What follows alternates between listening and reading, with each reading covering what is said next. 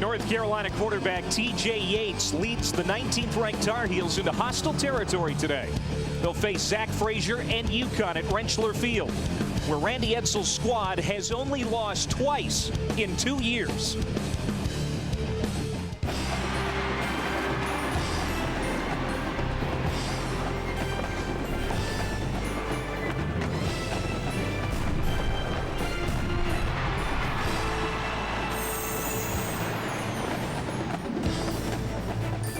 Welcome to ESPNU's coverage of college football. Here come the UConn Huskies, ready to play in front of their home crowd for the first of 4 games featuring ranked teams today on the U.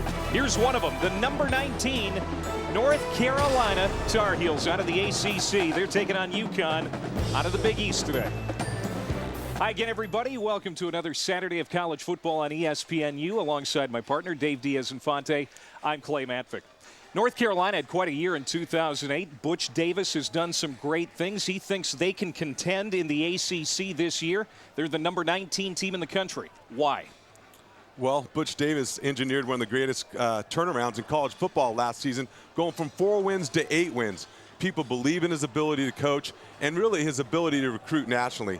He's done it by recruiting 4- and 5-star athletes. A lot of those guys will be on display here today. Meanwhile, the UConn Huskies under Randy Edsall lost quite a few players from a talented squad last year that went to a bowl game. But Edsall is convinced this is not a rebuilding year at UConn. Why not? Well, in fact, Randy Edsall really believes this might be his most talented roster from top to bottom. He's done it in a completely different way by recruiting 2- and 3-star athletes and develop them through time in the program. But really, this game is about avenging last year's loss. 3 blocked punts, 3 interceptions, 1 return for a touchdown, and he knows that was not his type of football team, and he's looking to make revenge here today.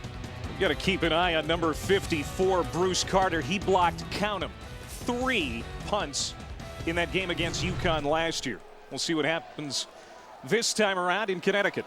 This is the 3rd meeting between these 2 teams.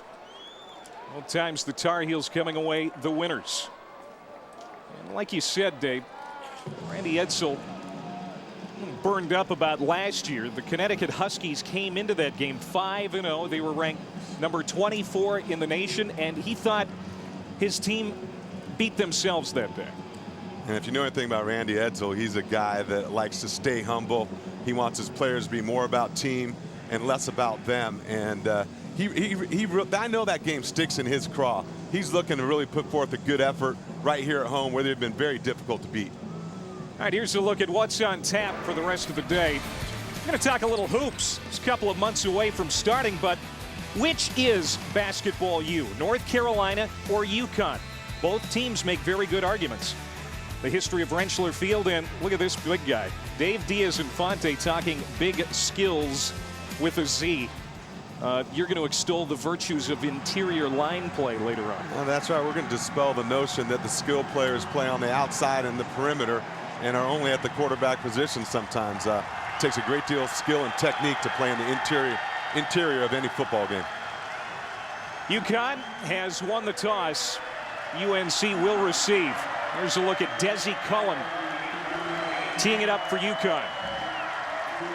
Johnny White and Charles Brown are back deep to return for North Carolina. It is a soggy track today here at Rentschler Field. A lot of clouds, and it's been raining most of the morning. 40,000 expected on hand here today. And we're underway here in Connecticut. And Johnny White is going to field it at his own 8-yard line and bring it back for North Carolina. He gets it out to the 23-yard line, where Robbie Fry makes the tackle. Here's a look at our impact players. First for North Carolina. Sean Drawn, he's an NFL-type running back, was a converted defensive back, and they really discovered him last year. They're excited to see what he can do this year. Greg Little, the veteran presence at wide receiver. They had 6 drops last week. He's going to have to get those young guys going. And Quan Sturdivant, he is a tackling machine. 87 solo tackles last year, led the nation. First play for North Carolina. Drawn in the backfield to the right of T.J. Yates. A play fake. Yates is going to go down after getting back to the line of scrimmage. Jesse Joseph in on the tackle. There's Yates, third-year starter for North Carolina. And he's had health issues the last 2 years, Dave. Last year missing 7 games with a broken ankle. And they think he's really developed through this last spring and coming into fall camp. The real key for him, like you said, is staying healthy. So second down and 10. First series for North Carolina. It's drawn. Trying to find running room on that right side. Can't do it. It's Joseph again. It's a short gain. We'll call it 2 yards as the starting lineups are rolling across the top of your screen for both teams. Good start here defensively for UConn. Yeah, they're a very disciplined, well-coached defensive football team that really play their responsibilities and use their eyes well. And forced North Carolina into a 3rd and long.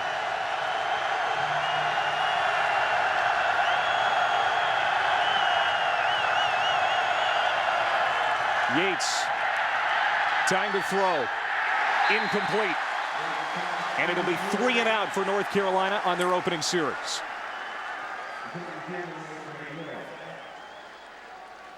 And I think it's important for UConn defensively and as a football team to get off to a good start in this football game.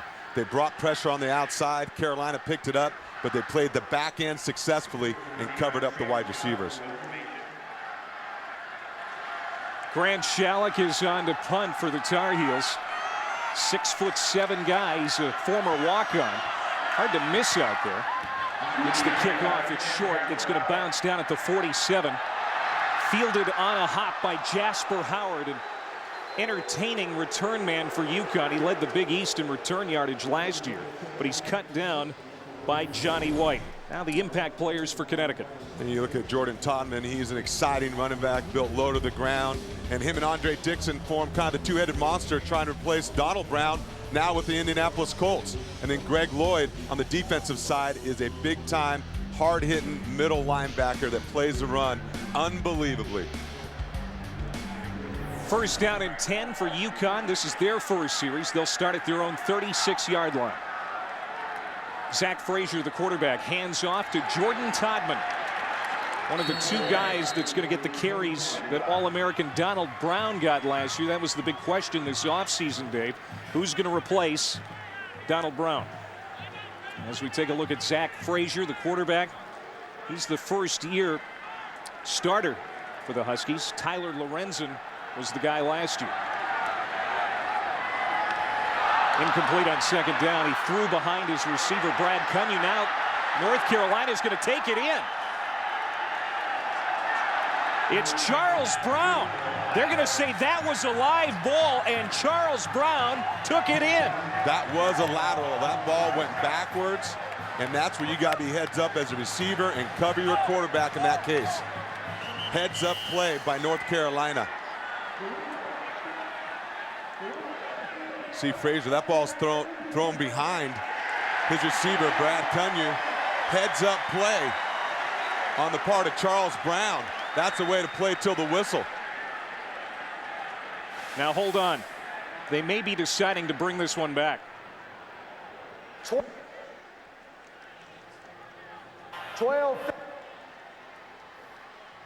Now it's hard to hear Jack Childress, the referee. Officiating crew is out of the ACC today. But it appears that UConn is going to catch a break. Wow, that ball looked like it traveled backwards.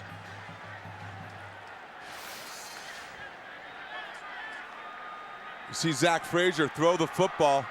He's just about at the 1-yard line, and it does go forward. Now he was at the 34-yard when he threw the ball, and the ball ended up right there on the 35.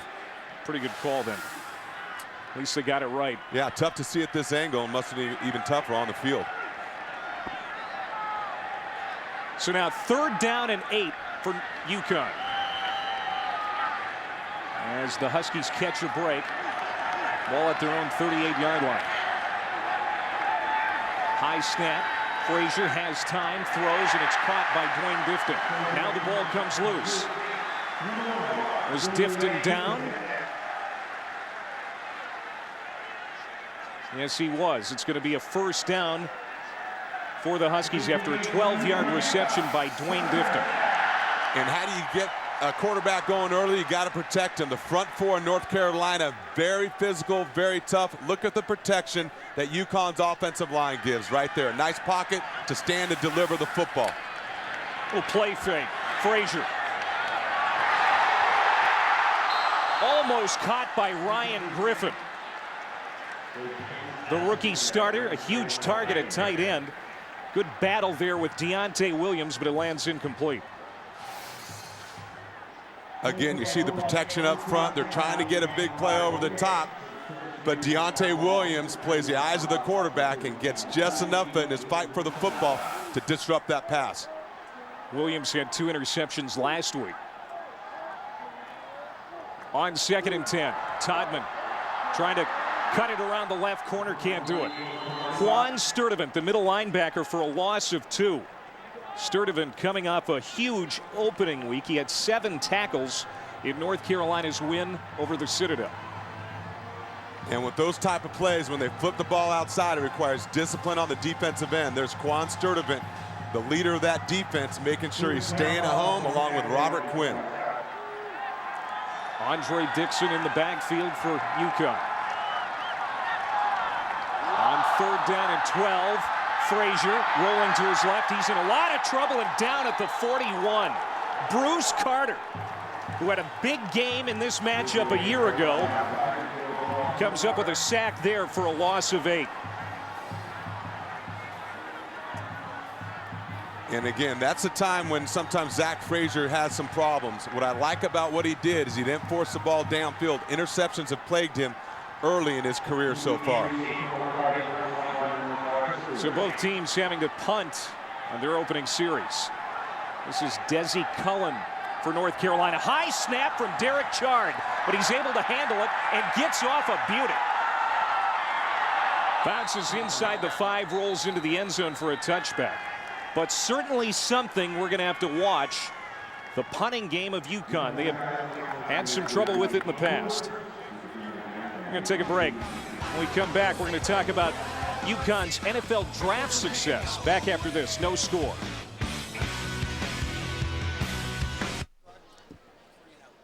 Each team having to punt on their opening series. Number 19, North Carolina, on the road taking on UConn today. There's Randy Edsall, the head coach of the Huskies, and he sent 8 guys to NFL camps this past offseason. Donald Brown was the #1 pick by the Indianapolis Colts. Darius Butler in camp with the Patriots. And Beatty and Cody Brown also going on to the NFL. And it's a sign of a strong program, Dave, but it means that they're very young. Some inexperience out there. North Carolina with a 1st down and 10 from the 20.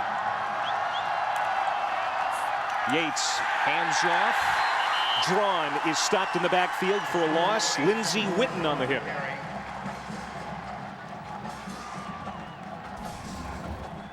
Here's a look at all the guys that went on to the NFL. And those 4 guys drafted in the first 2 rounds. You talk about developing talent. Randy Edsall's done just that. And this totally validates what they've been able to do here at UConn. 2nd down and 12, a 2 tight end set for North Carolina. Yates under center.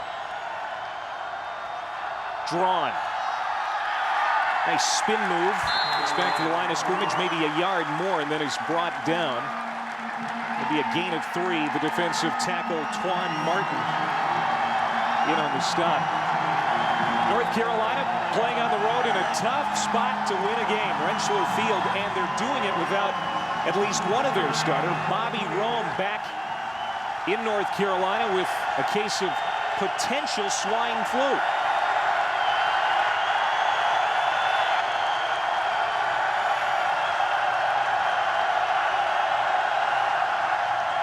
Third and 8. Complete out at the 30-yard line. Zach Pianalto, the tight end, making the catch. Good enough for a 1st down. So Rome, a starting fullback, probable H1N1. And again, UConn is going to bring pressure, blitzing Greg Lloyd, the middle linebacker. But Pianalto is the guy, he's a receiving tight end. He's a guy that finds the soft spots in the zone and can be a real comforting element for a quarterback trying to find a rhythm early.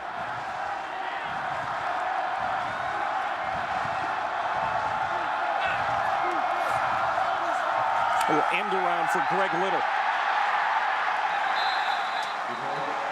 Jonathan Jean-Louis, the strong safety, ran him out. Also, Jordan Nix, a backup defensive tackle for North Carolina, was kept home. Potentially having H1N1, what everybody is calling the swine flu, and scary stuff. Well, just how fast it can spread through a football team and the things you do day in and day out.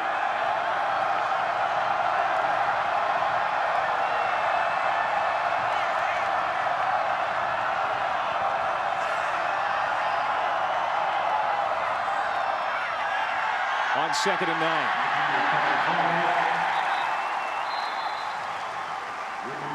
Lawrence Wilson, the weak side linebacker, making the stop. It's a gain of 4.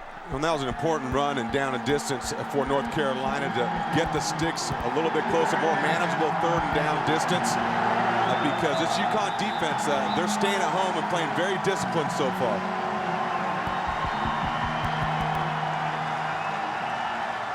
North Carolina coming off that 40-6 win over the Citadel last week, an FCS opponent. Moved up 2 spots in the top 25 to number 19 this week. Here they are on 3rd and 5. 5-step drop. Yates hits Little. He's got it up for the first down and then some. It's going to be a gain of 14 yards as North Carolina will move the chains. And on 3rd down, North Carolina runs those shallow crossing routes. You'll see Little come across your screen, open, makes a catch for the first down. And that's what John Shoup wants to do as offensive coordinator. He wants to spread the ball around, get it to as many different receivers as possible. Heads up. A.J. Blue in at the quarterback spot in the Wildcat. He's going to keep it. And North Carolina able to get 1 yard out of that play. Lawrence Wilson, the weak side linebacker, making the tackle. A.J. Blue, the former high school quarterback, he lines up in that Wildcat formation. A.J. Blue, he is a big physical guy back there in that Wildcat formation. Kind of what's become in vogue around football in the college level and the pros as well. It just matches up against the defense, force you to cover every man on the field. 9th play of the drive, 2nd down and 8. They fake the end around a little. Incomplete. Joshua Adams, the intended receiver, but Jasper Howard, the cornerback, got over there. Great job in coverage. And Jasper Howard's a guy that's kind of been asked to fill the shoes of Darius Butler, and those are big shoes to fill. But you see the play action fake. Butler reads the eyes of the quarterback and doesn't interfere with the receiver and gets that hand right around front. That's the way to play the ball in the air. Boy, this crowd really amps up on 3rd down plays. North Carolina has converted twice already. Now penalty flags are down.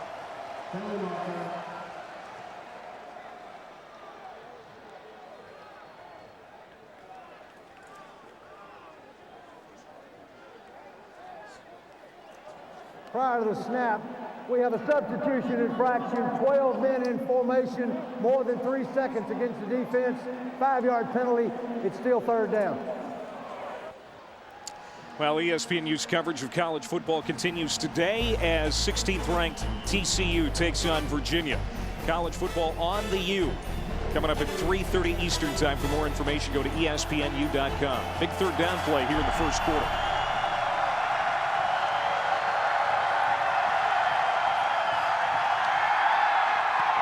Intercepted. Picked off by Robert McClain, one of the captains of this UConn team.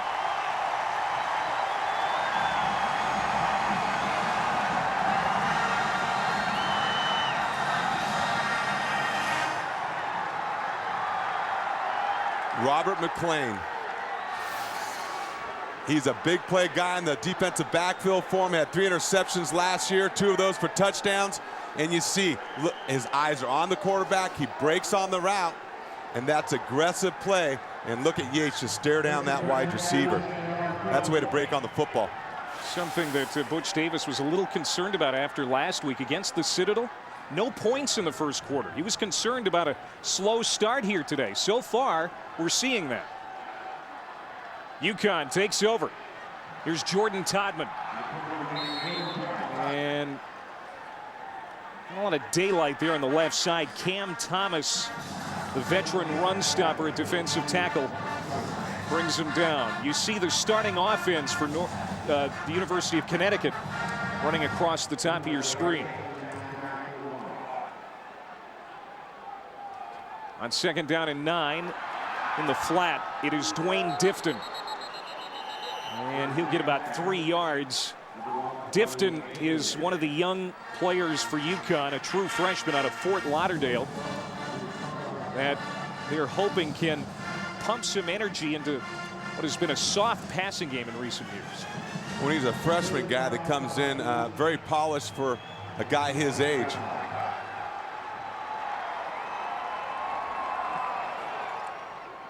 He's polished because he went to St. Thomas Aquinas, and when you look at Chris Carter helped coach him. Chris Carter's son there, one of the most highly recruited receivers in the country last year.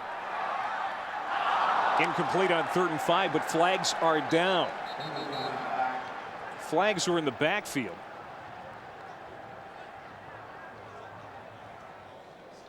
And this is going to be holding against the Huskies. Holding 73 offense. That penalty is declined. 4th down. That's Dan Ryan.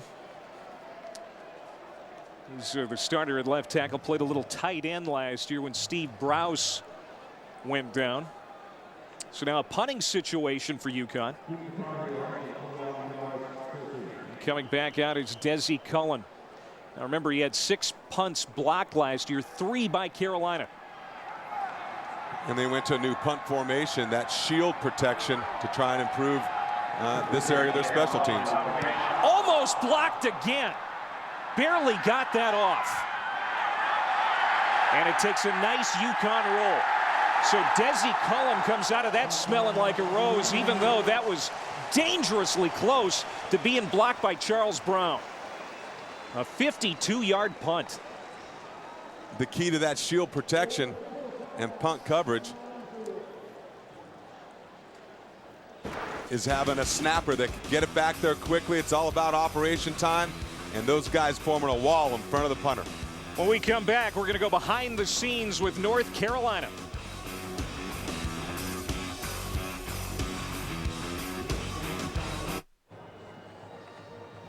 Alongside Dave Diaz-Infante, I'm Clay Matvick. We're in East Hartford today. Number 19, North Carolina, nothing. Connecticut, nothing. 6:12 to go in the opening quarter. And it's time for a Campus Connection look behind the scenes with the North Carolina football team as they packed up and made their way to New England. And these guys are pretty good amateur photographers. We gave them one of our flip cameras. They shot all this stuff. And we know that they're good eaters. Guys in the South are good eaters. That's right. You got to bring good food along with you. All that stuff gets catered in. Food on the road trip's always a good thing.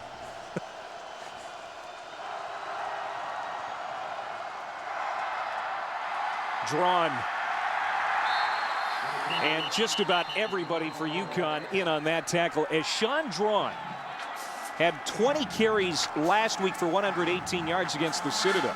So far, UConn has done a great job keeping tabs on him. So far, there's a battle taking place in the trenches here on both sides of the ball. Greg Lloyd leading the charge, getting a little chippy there. These guys are ready. They're going at it. Nothing's coming easy inside for the run game. Drawn 5 carries for just 8 yards. 2nd and 8.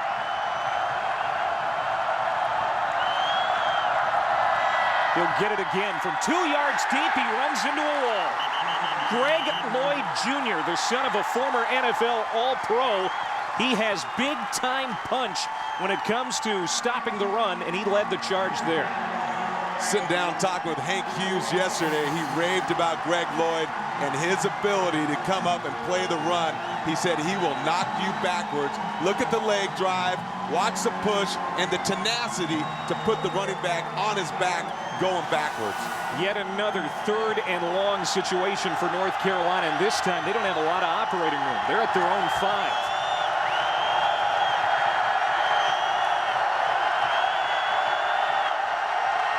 UConn shows blitz, backs off, Yates, time to throw, it's complete. Out of the backfield, Sean Drawn makes the catch at the 11-yard line, but he is brought down short of the first down by Greg Lloyd. That was actually Eric Highsmith in on the catch.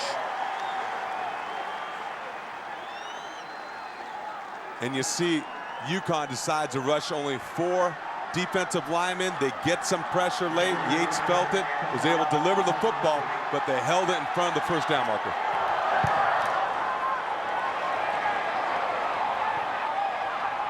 The kick from Shalek bounces at midfield, and it's going to be down at the 46-yard line. A 43-yard punt, 7-yard return, and UConn has it. When we come back, it's been a defensive battle so far for Randy Edsall and the UConn Huskies.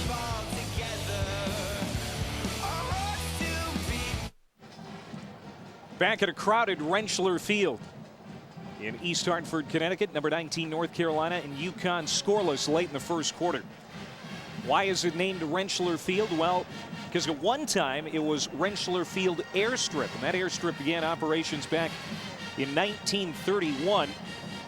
And some great aviators flew here at one time. Charles Lindbergh and Amelia Earhart both landed planes here, took off from the airstrip known as Rentschler Field Airfield.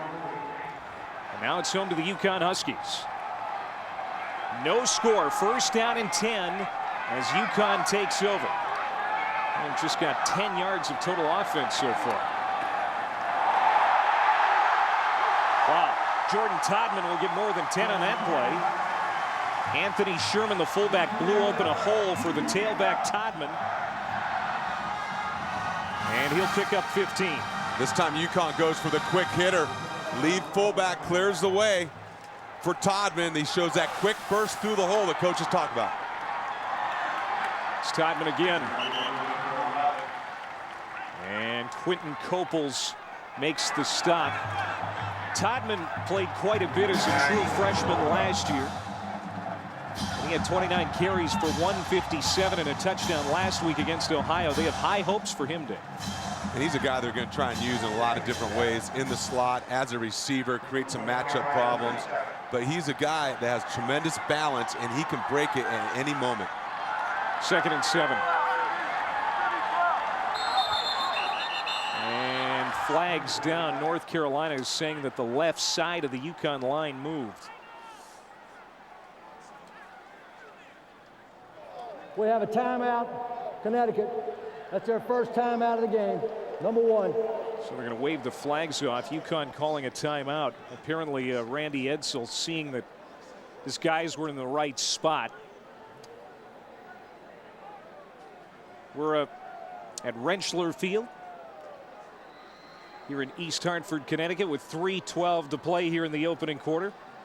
No score between North Carolina and UConn. He's Dave Diaz-Infante. I'm Clay Matvican. So far here, Dave, we're seeing a defensive struggle. Is this what we expected? Well, you know, both teams knew it was going to be a physical game. And as you see there, this is the first time UConn or any team's had any success running the ball. Find a soft spot on that North Carolina front 7. Look at the hole open up. The lead fullback really clears the way. And that was Sherman for UConn. But it's interesting, the no-huddle offense is new to UConn. They're trying to increase the pace and tempo of their offense and really bring more balance to their production. They've always been great running the football. They're trying to increase their production in terms of throwing the football and the amount of receivers who get involved in the passing game. On 2nd and 7. End around. Ball comes loose. Kashif Moore lost it. And it's recovered by Charles Brown. North Carolina football.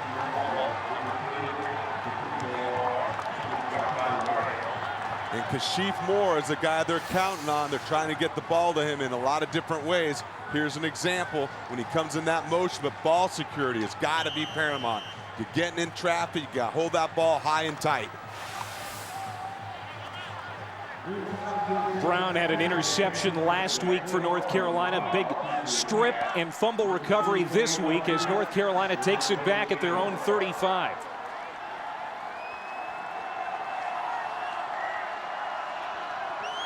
Yates looking to throw, goes to his right, and it's complete to Greg Little.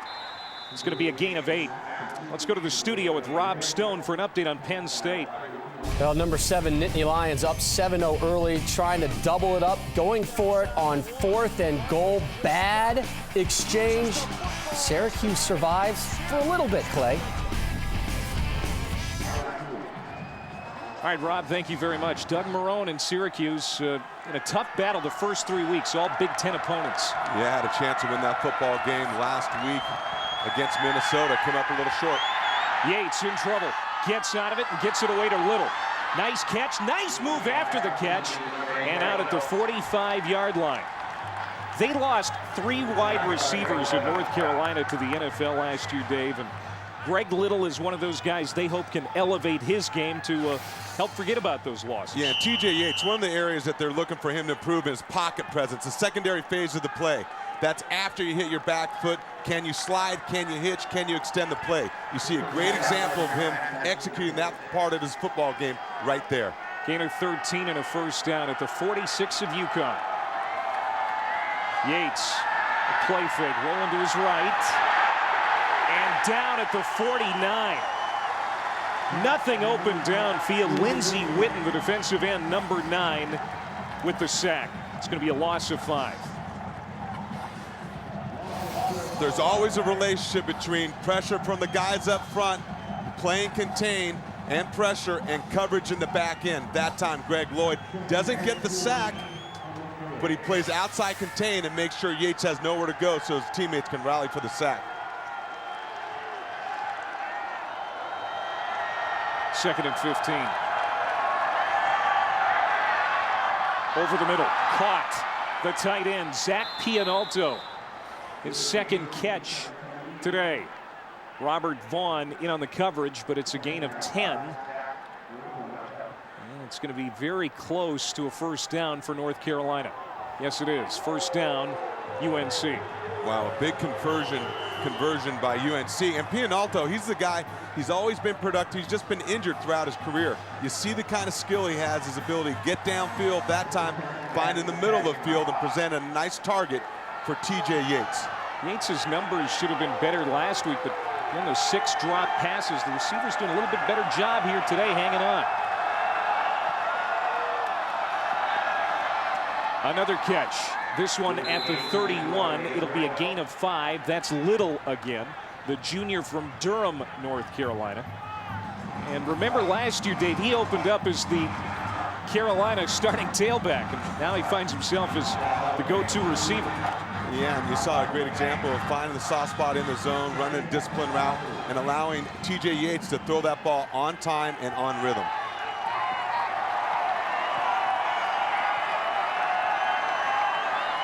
Pitch back, drawn, cuts it up. And he'll get inside the 30. About the 27-yard line. Final seconds ticking away here in the first quarter. 3rd down and short coming up for Carolina as we start the second quarter. And you can just tell John Shoup, offensive coordinator for North Carolina, is trying to soften up that UConn run defense by throwing the ball, some play action passes on 1st and 2nd down, trying to create some seams when they come back running the football.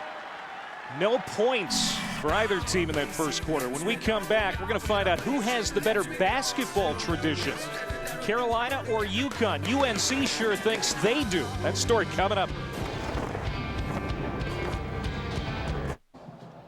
North Carolina and Connecticut would be a great basketball matchup.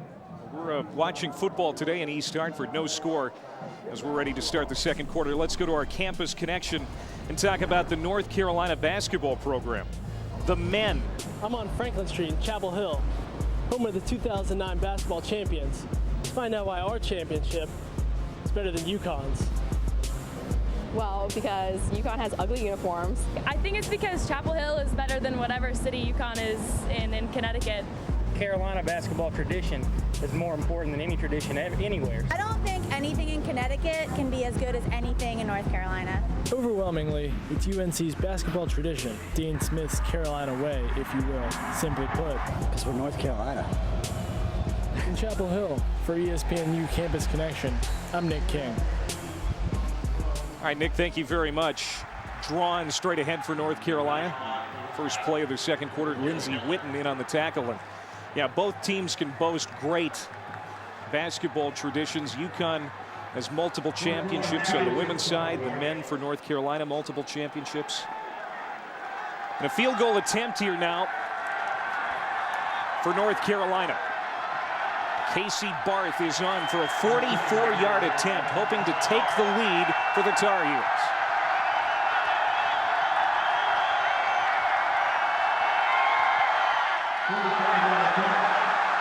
No good. So UConn able to keep North Carolina off the board after a good drive by the Tar Heels. It started at their own 35-yard line. It ends with a Casey Barth miss from 44. And that ball never had a chance even crossing the uprights. The ball just kind of never came off his foot real well. Looks like he kind of undercut the ball a little bit, just never had any pop on it. He won the kicking job last year as a rookie walk-on, was 2 for 2 last week with a long of 40. Looks like he hit the sand wedge instead of the 9-iron.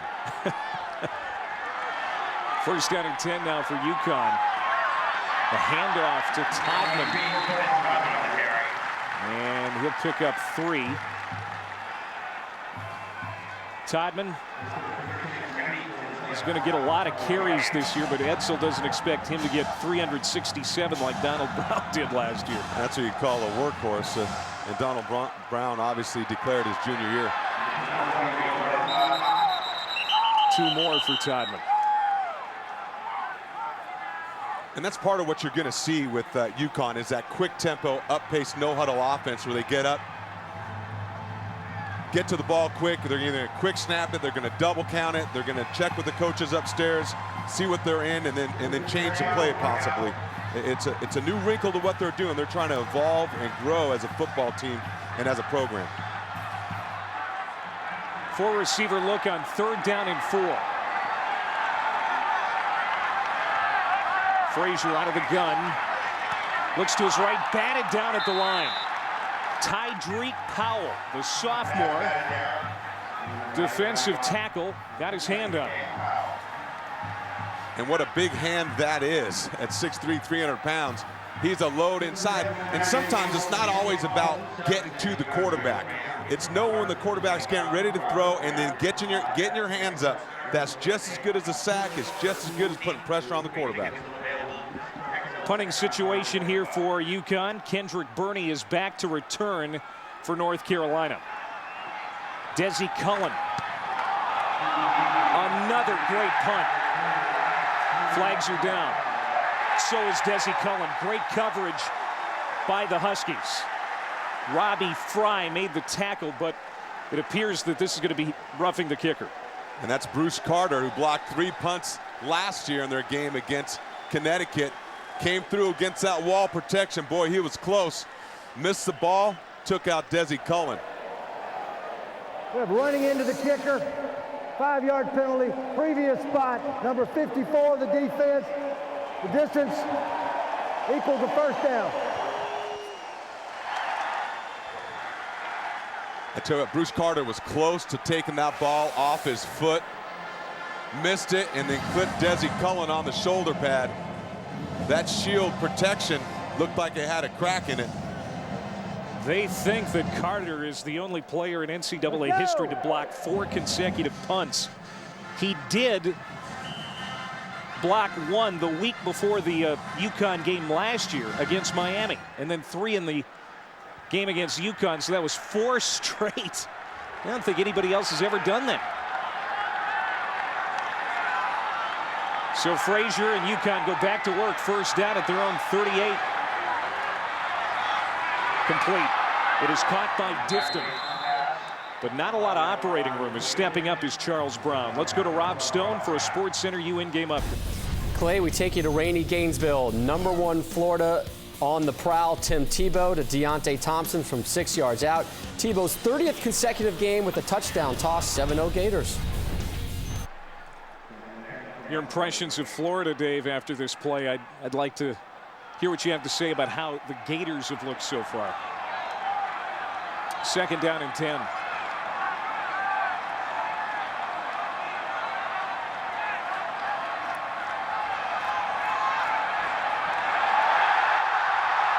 Open is Ryan Griffin, the tight end.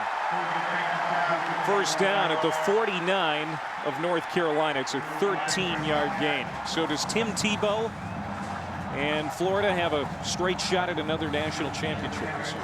Well, they're obviously the beast in the country, the reigning champion, and they are physical, they're talented, their defense is outstanding. And Tim Tebow, it all starts with leadership, not only from their head coach, but their quarterback as well. One of the great leaders I think we've ever seen in college football.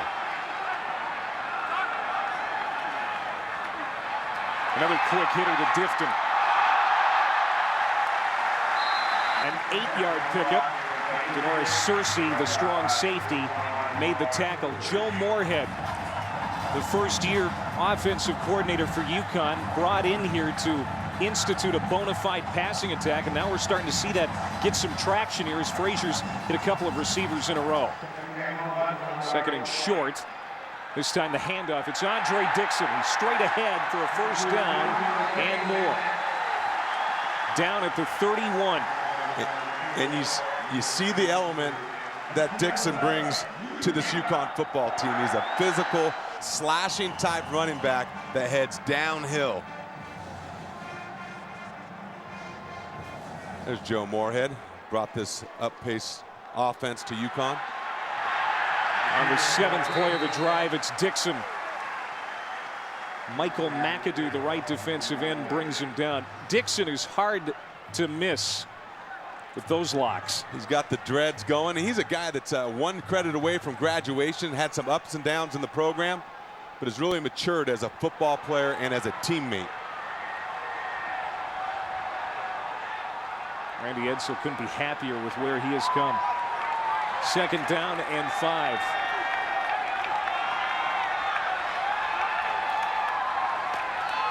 It's Dixon again. This time they snuff him out. McAdoo, right end, made the tackle, and Dixon, no gain. And that time it's Michael McAdoo winning the matchup against Dan Ryan, the big 6'8", 305-pound left tackle, taking the place of William Beatty now at the New York Giants. Fought off the block, play contained, and Dixon tried to bounce it, couldn't get there. Todman and Dixon both had 100-yard games last week. Todman 157, Dixon right at 100. Frazier throws in and out of the hands of the intended receiver, Brad Cunyu, and it's picked off. Charles Brown back to the 48 of UConn. A 39-yard return for Brown, his 2nd interception in 2 games. One of the things when speaking with Joe Moorhead, he talked about Zach Frazier's arm strength. And that time he threw a 95-mile-an-hour fastball. You've got to be able to make this catch if you're Brad Cunyu. You can't do that. Frazier had 2 tip balls for interceptions last week. Here's another one, and this time Charles Brown's able to make a big-time return off that for North Carolina. Frazier now with 10 interceptions in his last 5 games. Going back to last year. 1st down and 10 now for the Heels at the 48. And now we're going to get a timeout called by Butch Davis. North Carolina, their 1st time out of the half. Butch Davis has re-energized this Carolina football program. Former head coach at Miami and Cleveland. has turned things around at Carolina. He's hoping to get his team on the board here. So far scoreless in East Hartford.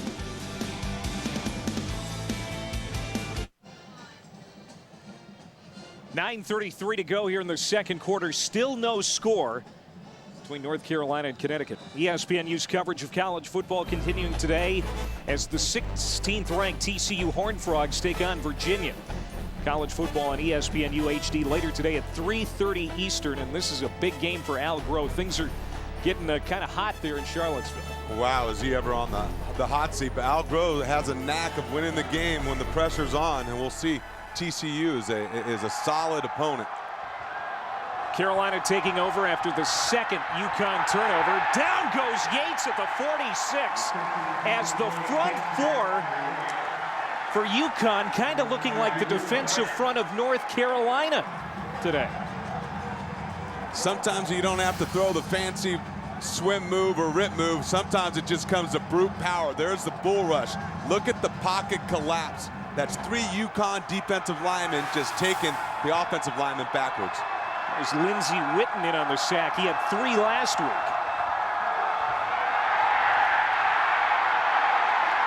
Drawn has been largely ineffective today for North Carolina. Kawan Dabney, who's getting a spot start at weak side linebacker, made him come down as Sean Drawn just is having no success. Well, it's the hustle and pursuit of this UConn defense. Look at that. There's 5, 6 blue jerseys around the football. That's what you call hustle and pursuit. And now 3rd and 13. Drawn now 9 carries for just 14 yards.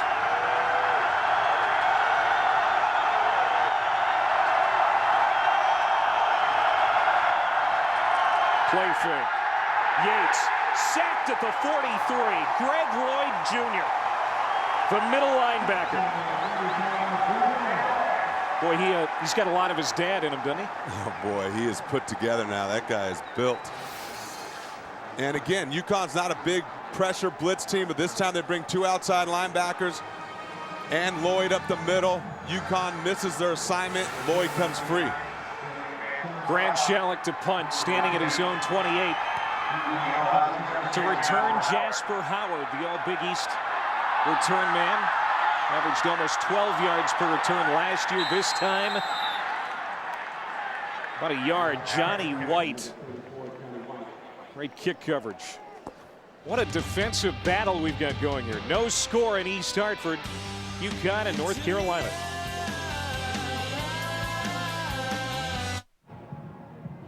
Greg Lloyd Jr. is sitting down there catching his breath. The UConn defense has been outstanding today. And I want to remind you to go to facebook.com/ESPNU and become a fan. Post your best tailgating photos and comments. We may use them on Inside the Polls Monday at 6 o'clock on ESPNU HD. UConn takes over, first down. Here is Frazier. The handoff to Jordan Todman. And he'll get over the 20 to the 21. Gain of 5. We got these from Nick King. Posted them on Facebook. Last Saturday night in Chapel Hill, the 2009 national champion basketball team received their rings. There's Tyler Hansbrough in the foreground. Roy Williams, the head coach there. And we thank Nick for going on to ESPNU at Facebook and becoming a fan. Have you become a fan yet, Dave? I am a fan. I am on Facebook, and I'm waiting for you. And here's Ryan Griffin. That's a tight end that's down on the field right now. Trainers are out there tending to him. Griffin, a redshirt freshman out of Londonderry, New Hampshire. 6'6", 240 pounds. A couple of catches already today. And they really like his skill set. He can block at the point of attack, which you have to be able to do here at UConn, how they run the football. He's also a guy that can run the seam and get vertical, which can be a quarterback's best friend. So now John Delahunt, number 89, will go in for Griffin. There he is. UConn 1-0 after an 8-5 season last year. A win over Buffalo in the International Bowl. coming off a win at Ohio last week on the road. 23-16 was the final. Here's Todman. First down. And John Delahunt comes quickly into the game and throws a nice block for a gain of 9. We're in East Hartford, Connecticut. Rentschler Field for UConn and North Carolina. The Tar Heels, number 19 in the country. Alongside Dave Diaz-Infante, I'm Clay Matthew. UConn first down at 10 at their own 30. Scoreless game here in the second quarter. Neither offense has been very impressive. The defenses, though, have been shining all game long. Todman stutter steps, nowhere to go. Tydreek Powell and Alaric Mullins combining on the stop. The storyline so far. Barth missing a 44-yard field goal for Carolina. And UConn, just like last week, had a propensity to turn it over. Yeah, neither team able to capitalize on the turnovers so far.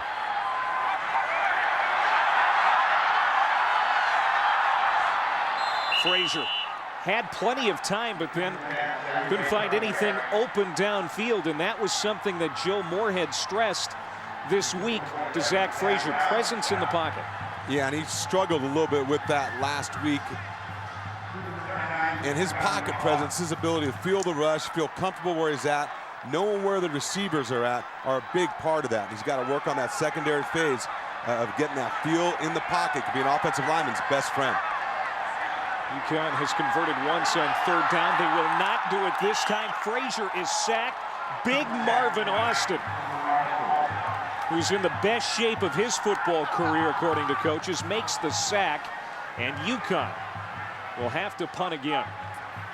That time, 3rd and long. That allows that talented and deep defensive line for North Carolina to tee off on that offensive line, and they got to him. So now Desi Cullen comes on. He's standing at his own 10. Denoris Searcy to return. He's at the 17-yard line of North Carolina. From the 33, Searcy, short return. Will be first down and 10 for Carolina at the 37-yard line. A 43-yard punt for Cullen. Sherman Anthony in on the tackle. We'll take a break. Still no score here in East Hartford. Rob Stone in the ESPNU halftime studios. Coming up at the break, #1 Florida in a fight, just up 7-3 versus Troy. Syracuse, same old story at Penn State, and we'll preview USC, Ohio State. All that coming up at half.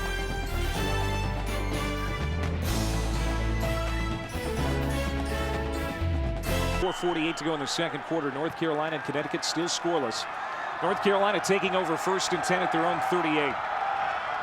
Here's T.J. Yates under center. Play fake. Ball knocked out of his hands. Got it back.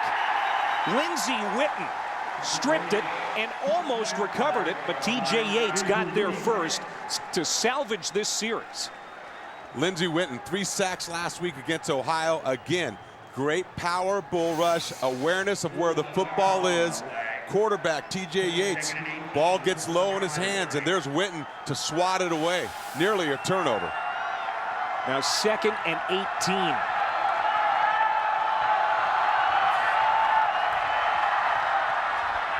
In and out of the hands of Joshua Adams.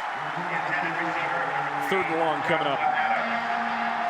Couple of games coming up tonight on the U. First at 7, Vanderbilt taking on 11th ranked LSU. And then another top 25 team in action tonight. The Utah Utes, number 17 in the land, taking on my partner's alma mater, San Jose State. Yeah, tough sledding for the Spartans. Had USC last week, Utah this week. Wow.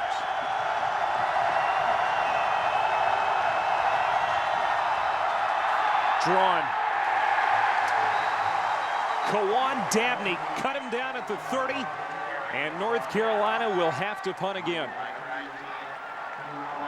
One of the ways you stop teams that like to run power or counter and pull some offensive linemen is by penetrating the line of scrimmage and playing with the proper leverage by your outside linebackers. And that time, UConn did all of those things correctly.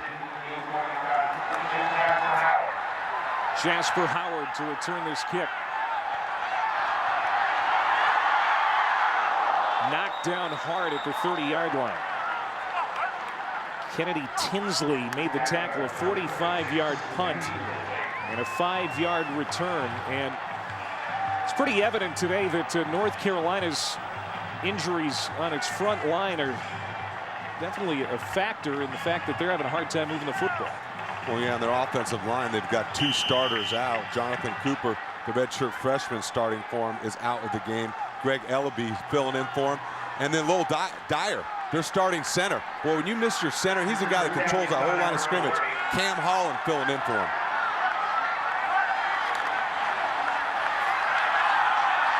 Kashif Moore, the receiver, on the end around.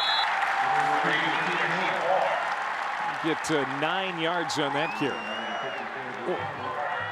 And this is a new wrinkle for the UConn offense. They're so used to being a downhill, power running football team, getting that thing north and south, and now you see this east and west variation to it.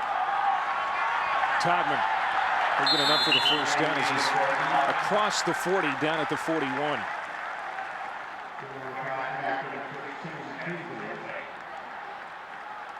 Well, I think this offense is, they're going to get better week in and week out, and I think Joe Moorhead right now is starting to find a rhythm in terms of what he wants to call, and the players are getting more accustomed to executing it. Todman on the swing pass.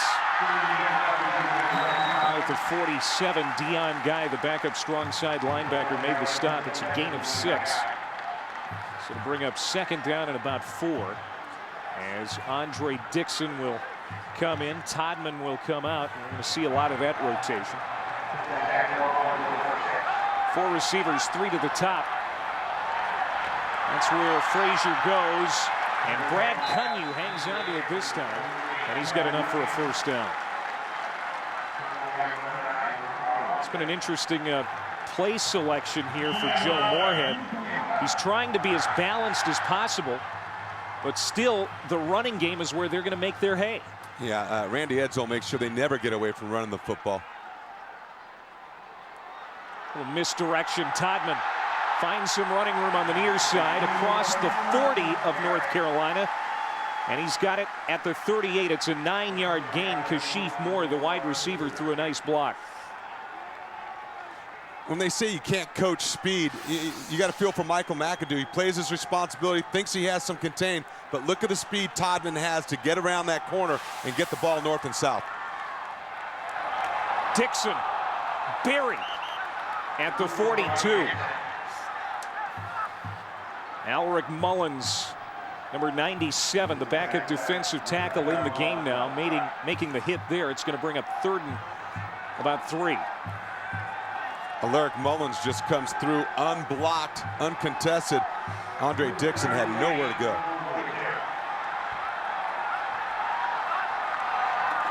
Frazier has time. It's caught by Dixon, but he's going to have enough for the first down. Knew exactly where he had to go, just got it across. It'll be first down and 10 for UConn as we're under a minute now to play here in the half. And really a critical conversion for UConn. They've got some things going. They just haven't been able to put it all together and extend drives down.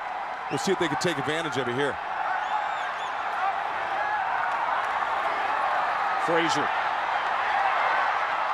Incomplete. Moore, the intended receiver. And can't haul it in. A lot of young receivers. Moore is one of them. Got 3 sophomores and a true freshman in the receiving corps right now for Randy Edsall. Well, and Kashif Moore, he led their team in receptions last year with only 27. That's what they talk about, getting more balance in their offensive attack.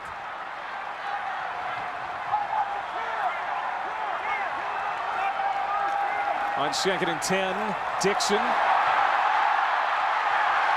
Boy, he laid a hit at the 30.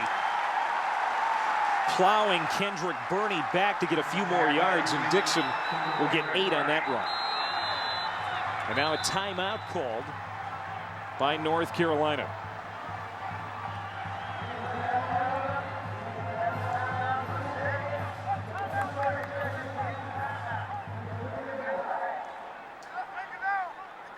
.29 seconds to go, and Randy Edsall wants to talk things over with the Huskies. Defensive battle here today. Yeah, it's been tough sledding into the line of scrimmage for both football teams. It's been a physical game. And this kind of game that Randy Edsall loves to execute. North Carolina comes in with those big defensive linemen, and they've been talking back and forth going, hey, these guys think they can beat us up. So far, it hasn't been easy at all for either team. But it looks like UConn right now is starting to put something together. And you see, we talk about discipline, the spacing that UConn has defensively. They're well coached. And then you look at North Carolina, they've got some big athletic guys up front. And both teams, I tell you, look at the physical football taking place. These guys are going to wake up tomorrow feeling this game. On 3rd and 3, Frazier complete. But short of the first down is Brad Cunyu. Get upfield far enough. And Quentin Copels wrapped him up. The clock continues to run. 4th down coming up. And what is Randy Edsall going to do here? Boy, there's some temptation for them right now. They're at home. Boy, it looks like a long 2 yards. I think they got to kick it. And another timeout called for by Randy Edsall. 51 years old. He has done an amazing job building this program from a Division I AA school to a Big East title contender year in and year out. And this is just year number 11 of his tenure. And he is hoping to pull an upset today. You see the total yards, Connecticut 129, North Carolina just 65. A little surprised by that? Well, yeah, North Carolina thought they were going to be able to run the football, and then everything feeds off that for them. They're a big-time play-action team, try to get balls over the top of that UConn defense. But when the run game's not there, you're not quite as effective when you start throwing the football. Now they're going to go for a field goal here, a 47-yard attempt for David Taggart, a sophomore from Northborough, Mass. For the lead. Good. And UConn will take the lead into the locker room at the half. Taggart took over the kicking duties midway through last year. He made his first 11 field goal attempts last season, and the job's been his ever since, and he gives the Huskies the lead going into the break. 3-0 Connecticut. Let's go to Rob Stone for Sports Center U. Yates complete, and it is going to be close to a first down. Eric Highsmith, the true freshman, hauls it in, and I think he got it. He may decide to take a measurement. Again, you wondered how many chances North Carolina was going to take. They run that play action, and there's Yates again, extending the play, buying some time in the pocket, and Highsmith, the freshman, uncovers down the field.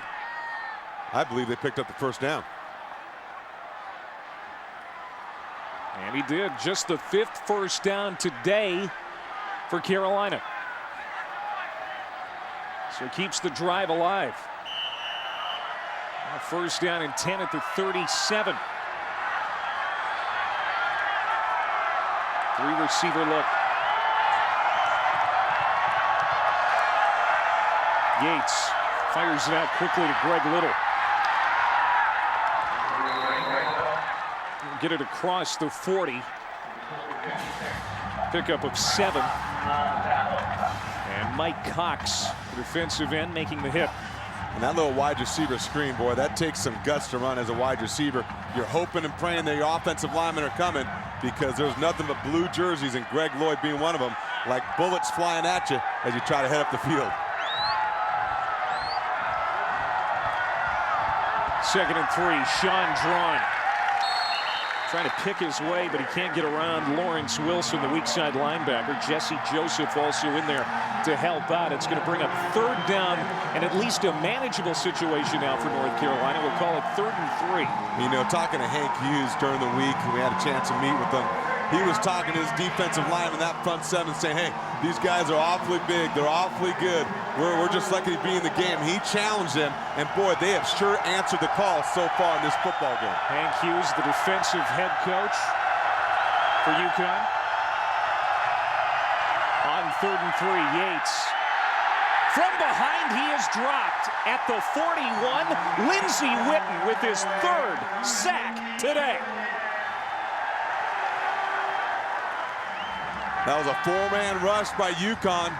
They get there with their defensive lineman, and Witten, that's 6 sacks on the season so far in his first 2 games, and the second one's not even over. Sometimes it's not about the big fancy move, it's about working and hustling. This is shanked by Grant Shalleck. And it's going to go out of bounds at the 20-yard line. That's where UConn will have it. So a 39-yard punt for Shalleck. He didn't get all of it. Hands down to get out your cell phone. Send your answer for days.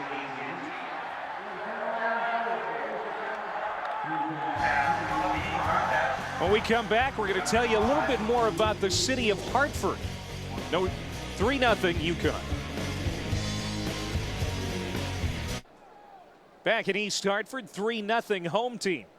10:24 to go here in the 3rd quarter. Some facts about the city of Hartford, some stuff you probably didn't know, Dave Diaz-Infante. The old State House, the oldest state house in America, 1796. Wadsworth Atheneum, America's oldest public art museum, too. Play fake to Dixon, time to throw for Frazier, man wide open, it's Brad Cunyon. Into North Carolina territory, he's out at the 42. A gain of 40 on that play. Play action pass by UConn, again, taking a shot down the field, and it's Frazier throwing the deep ball to Cunyon.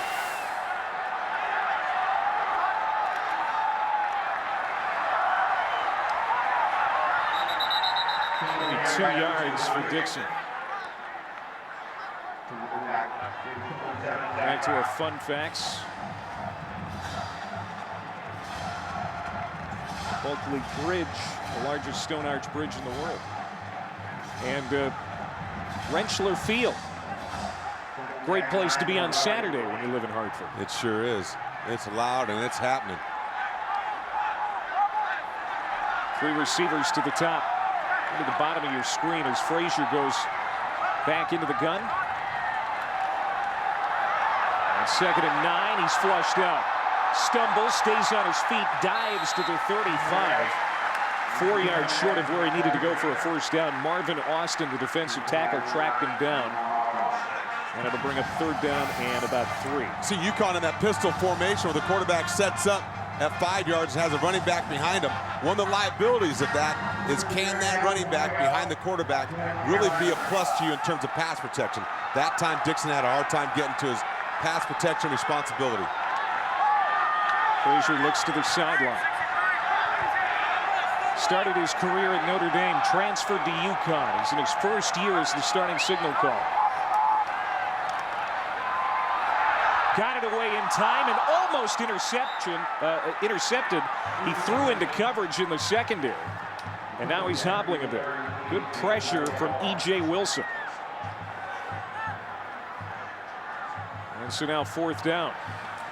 And a lot of times as a running back, when you're involved in pass protection, you have to be careful and know when you should try to cut a defensive lineman or linebacker and when you shouldn't. In that particular case, you'll see Andre Dixon coming out to block a defensive lineman. He goes to throw on his legs, can't ever get him down, and he forces the hit on Frazier. This is out of David Taggart's field goal range, so Cullen called on for the 5th time today, trying to dump it inside the 5, and they do. At the 1, Robbie Fry, what a great job on punt coverage, catches it at the 1. A 40-yard punt for Cullen. And North Carolina looking at a long field when we come back.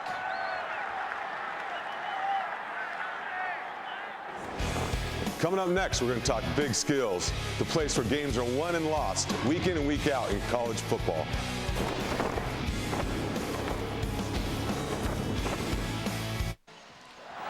Still no score here in East Hartford. Time for Big Skills with Dave Diaz-Infante. This week in Big Skills 101, we're going to talk to you all about where the skill players really live. Hey, look, anybody can catch a football, run with it, or even throw it. But it takes real skill to play in the trenches, in the box we call the front seven. It's where offenses and defensive meet. You're going to see Greg Lloyd right there, a Mike linebacker. Watch him defeat the offensive lineman, shed the block, and make the stick with the hips. Great wrap up, waiting for his teammates to get there. That's what takes place on campuses around the country on Wednesday. Inside run drill. They know you're running it, and we know you're running it. And here's a fullback taking on the Mike linebacker, clearing the way for his tailback. Proper leverage creates a seam for the running back. That takes timing, technique, and skill.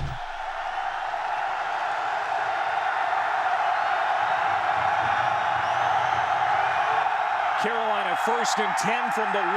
Ryan Houston barely gets it out of the end zone. Alex Polito, the nose tackle, cuts him down. And it is going to bring up 2nd down and 10.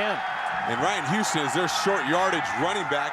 Usually it's going into their end zone, not coming out of it. That time, UConn's defense not giving an inch. Houston again in there. Play fake. Yates, man open. It is caught. The fullback, Anthony Elzey. A gain of 18, and now North Carolina can breathe a little easier. What do you do as an offensive coordinator when you're backed up like that and UConn's linebackers are running downhill at your linemen? A little play action pass, get those linebackers up in line of scrimmage and pop something over the top. Well executed.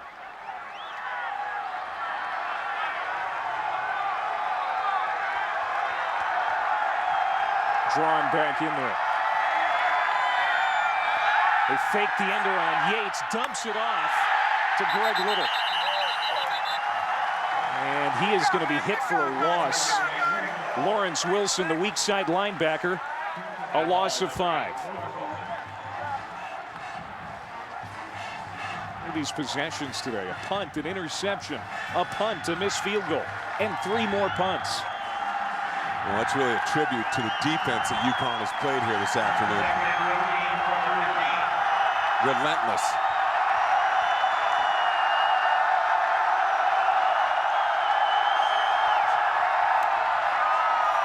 Here's Sean Drawn.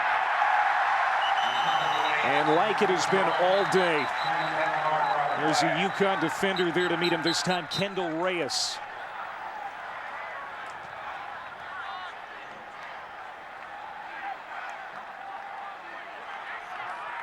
And penalty flag down. That's going to go against North Carolina.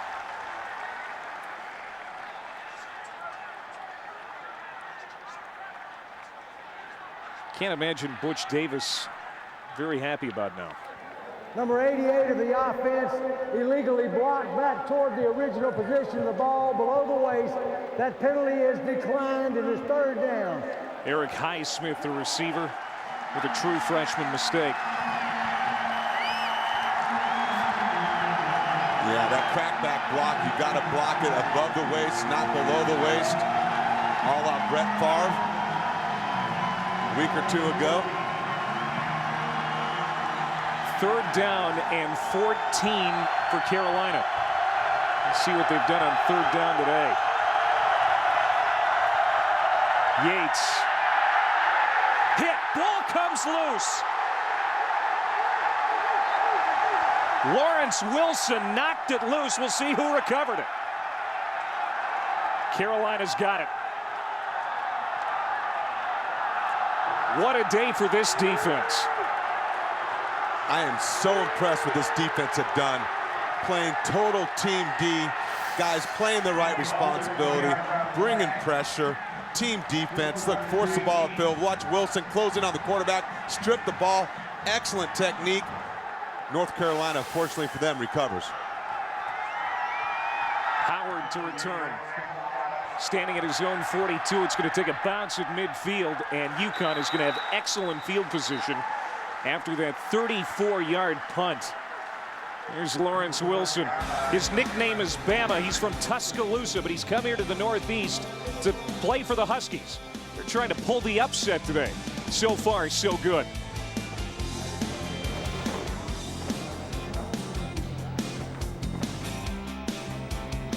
Number 19, North Carolina in trouble on the road today. Connecticut 3, UNC nothing late in the third. In the preseason poll, UConn picked 6th in the Big East. Pittsburgh the favorite.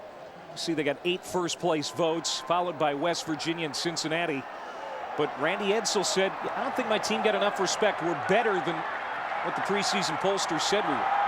They have been fighting for respect nationally, but sometimes not even within their own conference. Cody Endress in a quarterback for UConn. Hands off to Todman. Inside the 45, down at the 44. Endress started last season with little chance of playing, but injuries led him to start 2 games. And you can see that Zach Frazier has his right knee in ice. And talking with Randy Edsall during the week, he had confidence in Cody Endress if something were to happen to Zach Frazier. He's a guy that's played for him, 2 starts, 5 games. Led the team to a win over eventual Big East champs Cincinnati. So they're back up in the game for UConn on 2nd and 5. Todman, nowhere to go that time. He's going to be hit for a loss by E.J. Wilson. Loses 3 yards on that play.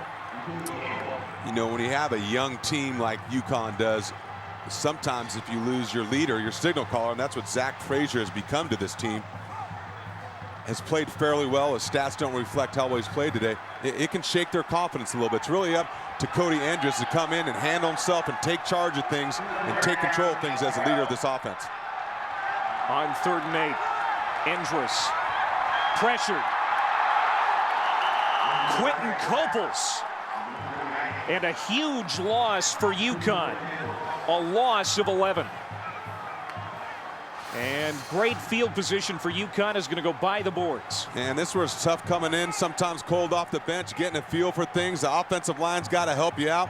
Quentin Copels coming in all 6'6", 275 pounds of him. Boy, he looks like a power forward right there. That guy's got the body of a defensive end that plays on Sundays. So Bernie back to return this punt. He's standing at his own 21. Good pressure again. Cullen gets it off. Fair catch, no. Yes, he did call for the fair catch. I thought I saw Bernie's hand go up, and the official said, yeah, he called for the fair catch. He tried to run with it anyway. It's a 40-yard punt for Cullen. Our coverage of college football continuing tonight on ESPNU, first at 7 Eastern. Vandy going into Death Valley to take on LSU here on ESPNU, number 11 in the nation. And number 17, Utah, taking on San Jose State. A couple more ranked teams here on the U tonight. First down for North Carolina. They pitch it back to Sean Drawn. And Drawn is going to be seeing UConn jerseys in his sleep tonight. I tell you, every time you think there's a seam or a crease there for Sean Drawn to run through, UConn closes that gap, and there's 5 or 6 blue jerseys putting a pad on them. He asked coaches to move from defensive back to tailback before last season. Butch Davis said it's been like finding money. He has been excellent, but so far today, no luck. Just 17 yards rushing. Little inside handoff to Greg Little. He'll pick up 5 on that carry. But it's going to bring up 3rd down and 5. And I think that's one of the things you got to try and do if you're North Carolina and John Shute, with how aggressive this UConn defense is playing. What kind of misdirection can you put in the game plan? Can you throw any screens, anything to try and take advantage of how aggressive this defensive front 7 has been for Connecticut? North Carolina has converted just 3 times on 3rd down today. 3 of 11. Crowd all over Yates. Intercepted. Deflected and picked off at the 21. Twan Martin with the interception, and Robert McLean deflected it.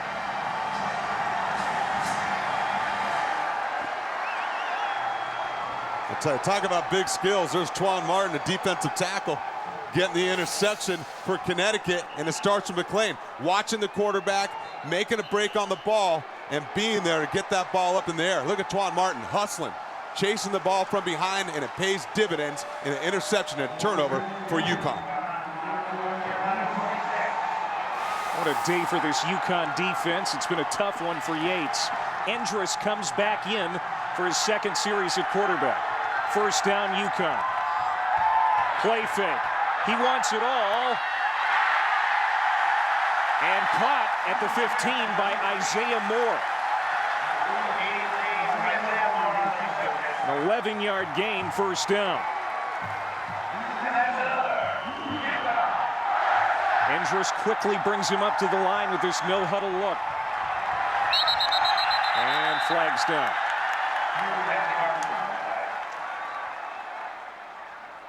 All the momentum with UConn. We'll see if this slows him down a bit. We have a dead ball foul. We have contact, all sides by contact, 93 defense, 5-yard penalty with still first down. It's against Cam Thomas, the veteran defensive tackle for Carolina. Connecticut in the red zone. They were tied for 4th in the Big East. So far this season, they've been pretty successful. They were 2 for 2 last week in the red zone.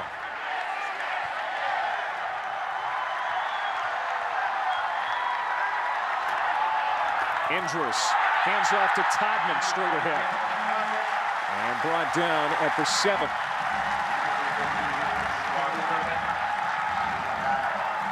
Boy, UConn was one block away from sliding that run play up the middle. Mo Petrus, the center, climbing to the linebacker. Can't quite hold his block, misses it, and allows North Carolina to make that tackle. You make that block, UConn scores.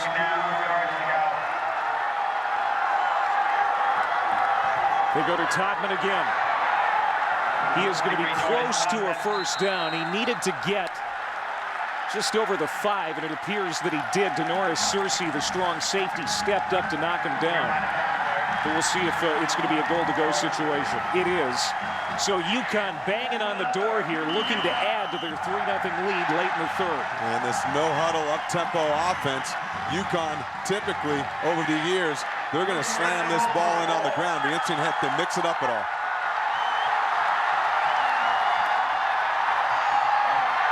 th carry for Todman, and he's got it in for the touchdown.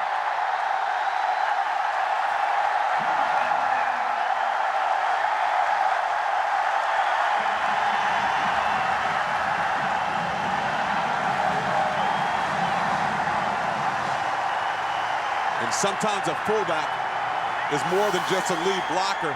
Sometimes they can help push that running back in the end zone. Look at the pull, the trap, look at the battle taking place. And watch Sherman try to help his buddy cross the plane of the end zone. As much as this offense has evolved, that's UConn football right there. Flags down on the extra point attempt. Todman now set 18 carries, 66 yards and a touchdown. Not a lot of yards, but he's certainly been the workhorse. Prior to the snap, number 16 of the defense was in the neutral zone, threatening the offensive player. That penalty is declined. We were still on the try.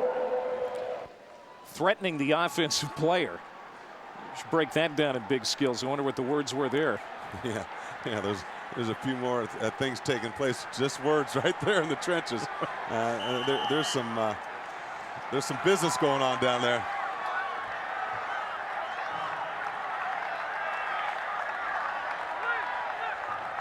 High snap. Cullen got it down. And Taggart boots it through.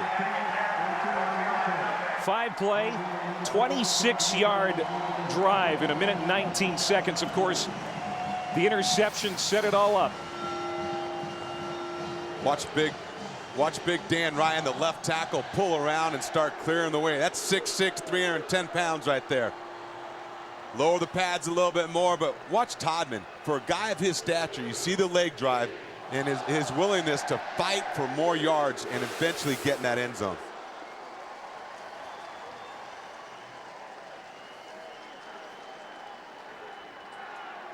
Second touchdown of the year for Todman. Still going to be a rotation all year with Todman and Dixon. We've seen both today. Todman's more of a bruiser, Dixon more of a slasher. And with the way the game has played out, especially with a wet field to start this game, we've seen more of Todman. Well, and they had to find a way to get Todman on the field sometimes last year as a freshman, even though you have Donald Brown. So now he's really stepped up and taken over that #1 tailback position. And just a sophomore, boy, he's got a bright future with the way Connecticut likes to run the football.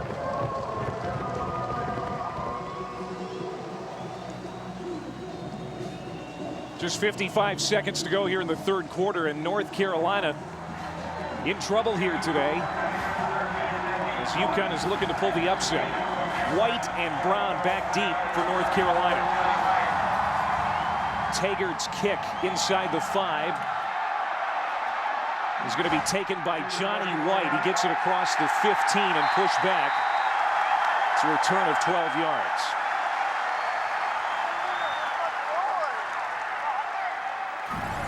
Turnovers have been an issue for North Carolina. Yeah, 2 interceptions. Connecticut not able to capitalize on the first one, but on this tip ball right here, they were able to get the ball into the end zone and capitalize on the mistake of North Carolina.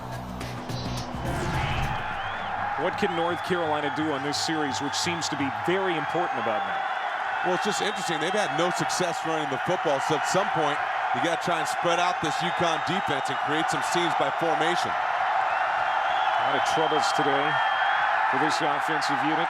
Yates rolling out. Bobbled. Did he catch it? No. Juggled. Eric Highsmith caught it, but he was out of bounds when he finally had possession. 2nd and 10. And that time, if you're having problems protecting your quarterback, play action pass, a naked bootleg out the backside, again, takes advantage of the aggressiveness of the UConn defense. Get your quarterback outside. The only thing they forgot to do is make the catch.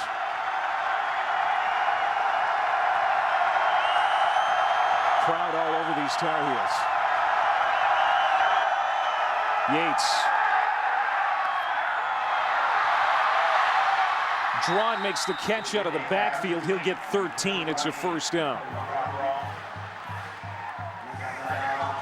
They want to see Yates use the tight ends and the running backs a little bit more, and that was a good play.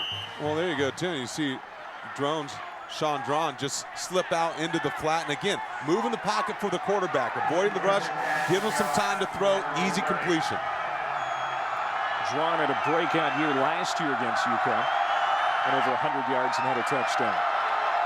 1st and 10.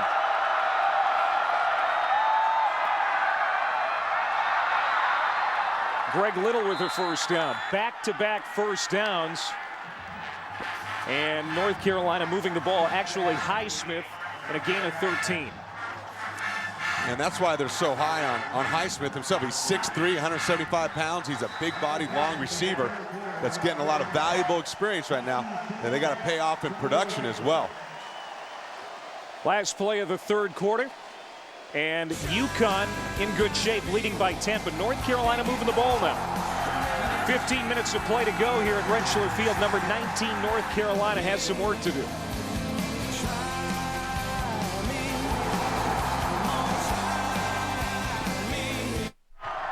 First play of the fourth quarter. It's a pass for North Carolina. Down 10. Big hit here. Zach Pianalto, the tight end. Down at the 32-yard line. Robert Vaughn, the free safety, knocked him down, but it's a gain of 26, and North Carolina is in good shape now. Yeah, finding a little productivity by moving the pocket, play action in one way, getting the quarterback out on the edge the other way, and that time Pianalto, you see his athletic skills and his ability to run after the catch.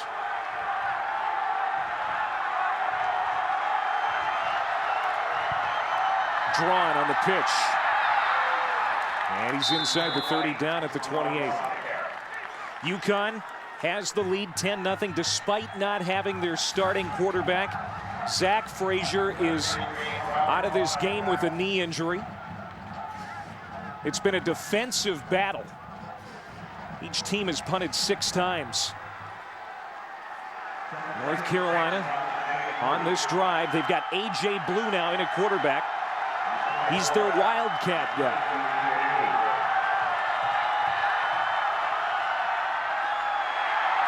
Johnny White gets it. The receiver, Johnny White, gets 11 and a first down. Just because Blue lines up in that Wildcat doesn't mean he's going to run it. Right, but he's a threat big time back there to run with the football. And that time Johnny White, again, used his speed, just escapes the contain element of Connecticut to pick up some crucial yardage for North Carolina. I'm going to stay with Blue.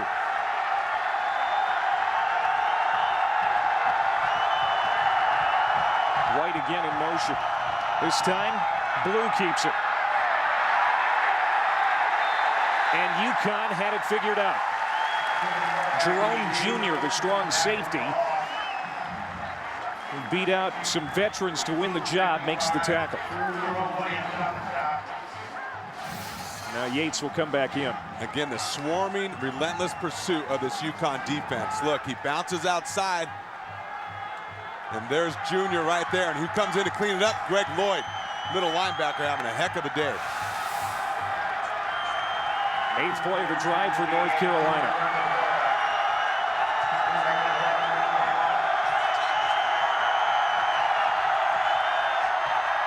Yates, complete to Pianalto. He said that John Shoup, the offensive coordinator for North Carolina, wanted to see Yates hit his tight ends a little more this week, and he does there to Pianalto for 9. And I'll take a measurement here, it looks like. And there's John Shoup, longtime NFL offensive coordinator and quarterbacks coach. Likes to spread the ball around to a lot of different receivers, running backs out of the backfield, tight ends, wide receivers, H-backs. And they're starting to find a little rhythm offensively. A half a yard short.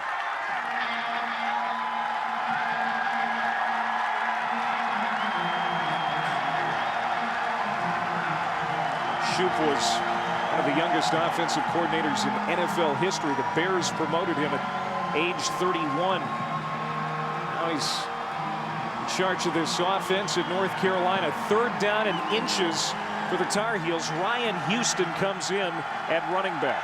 It's been a tough day in 3rd down situations for Carolina. They're 3 of 12. Yates keeps it himself and lunges ahead. And they got him. He put on some extra weight this offseason for a couple of reasons. Situations like that, and also he thinks it's going to help him prevent injuries. Well, they also talked about him reshaping that weight and the conditioning that he took on, the lifting of the weights, and really changing his body structure and style in terms of reducing his body fat, increasing muscle. Twan Martin is down for UConn. The sophomore out of Suwanee, Georgia, defensive tackle. He had that interception earlier in this game, which led to points for UConn, and now he is being tended to by the training staff. And you talk about guys that have slimmed down. He used to weigh 315 pounds. Now he's playing at about 275. And that means you can play harder, longer. And he's a big part of that. Twan Martin, Kendall Reyes, those 2 defensive tackles, been holding the point of attack very well for Connecticut.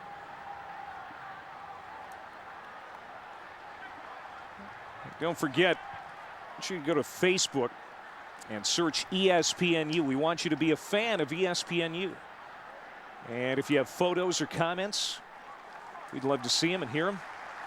And maybe we'll use them on Inside the Polls Monday at 6 o'clock on ESPNU HD. Have you friended ESPNU, and have you friended me? The first, yes. The second, no. I looked for you. You're not on Facebook yet, my friend. I know. Hey, I'm getting there. All right, week 3, we're gonna quiz you. Now my wife is. Isn't that good enough? I'm gonna have to communicate with your wife. We kind of share a page. Yeah, I'm sure you do. That's very cute. Yeah, you know they're free, right? Doesn't cost anything, Clay. I'm tight, but not that tight. I did know it was free though. First down and 10.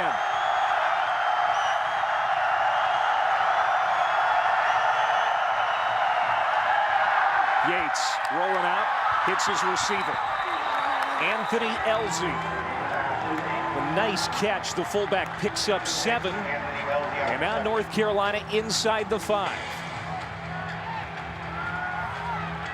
And again, Carolina having success. Play action inside, getting their quarterback out on the edge. And Elzy comes up with a one-handed grab at a crucial time for North Carolina. Elzy playing a big role today because Bobby Rome is home with the flu. Inside handoff. And just nowhere to go for Greg Little.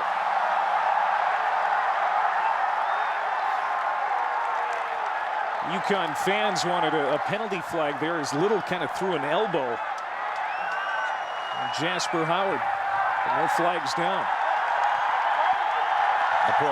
Boy, I tell you, these two teams have been going at it. It's been a very physical football game. And they're fighting hard right now. Critical time in the red zone. Interesting to see on 3rd down whether Carolina tries to throw it in there. They will. Yates looking toward the end zone. Now throws it out to the flat, and it's incomplete. Little, the intended receiver, he was well covered. And so now a 4th down situation for Carolina. Surprised then again that Carolina didn't try to move the pocket. That time Yates started scrambling outside a little bit, threw that ball in a hurry, really had no pressure. They're going to bring on Casey Barth. He has already missed 1 field goal attempt today. That was from 44.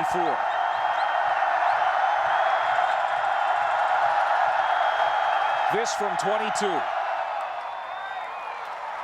And it's 10-3 UConn as North Carolina's on the board for the first time. And Dave, they would have liked to have had a touchdown, but at least they get on. Yeah, important for them to come away with 3 points after all the hard work they've been on that drive. UConn's defense keeping Carolina out of the end zone.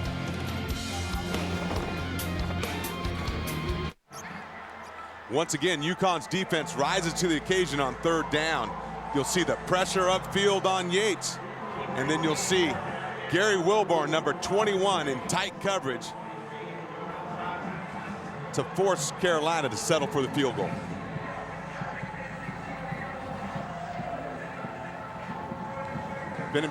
Been impressed with UConn's ability, one, to pressure and also play coverage behind it. Great team defense all afternoon out here. And Carolina now 4 of 14 on 3rd downs. That is something that's going to stick in Butch Davis's craw this week. Jordan Todman and Robert McClain back deep for UConn. A kick from Casey Barth after the field goal. And it's McClain. Get it to the 21. Let's go to the studio and get an update on what the Virginia Tech Hokies are up to. Here's Rob Stone. Well, Clay, they were up 14-0 in the 2nd quarter. Marshall with the punt. J-Ron Hosley, say hello to Beamer Ball. The punt, 64 yards later, another touchdown. That made it 21-0 Virginia Tech. Marshall just put one up on the board, 14-point game. Virginia Tech special teams, just unbelievable. They never have an off year in special teams. Always a big part of Beamer Ball. 1st and 10, Cody Endress still in there at quarterback for UConn. Little play fake, he wants to throw, he's pressured. Somehow gets away and slides ahead to the 27-yard line. Juan Sturdivant nailed Andrus, but he somehow got away. It's a pickup of 5. Wow, Andrus trying to take a shot downfield. Boy, ball was up, hanging around. He found a way to hold on to it. And Zach Brown tried to take his head off.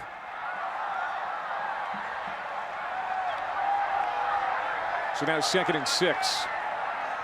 Andre Dixon checks in.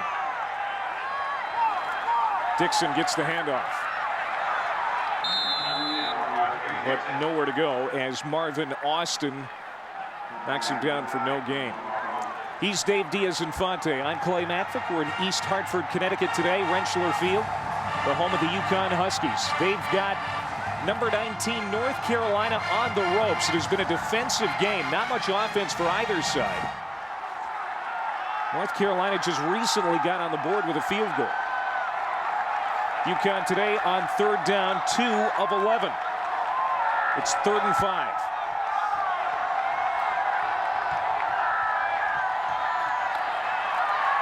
Hit as he throws. Andrus threw into coverage. John Delahunt, the tight end, the intended target. It lands incomplete. You know, we've been talking about UConn's defensive front and their ability to pressure. Well, that time it was North Carolina. That defensive line collapsing the pocket of UConn and collapsing right on Cody Andrus. Sir Desi Cullen comes on for the 7th time today for UConn. Denoris Searcy back to return. He's standing at his own 20-yard line. Good snap, good kick. Searcy fields it at the 19, steps out of 1 tackle, and brought down finally at the 23. 10-3 UConn on top, 9:12 to go. North Carolina has it when we come back. North Carolina, despite the absence of a running game today, they've only got 9 yards rushing. They have a chance to do something here on this series and maybe tie it up. 1st down and 10.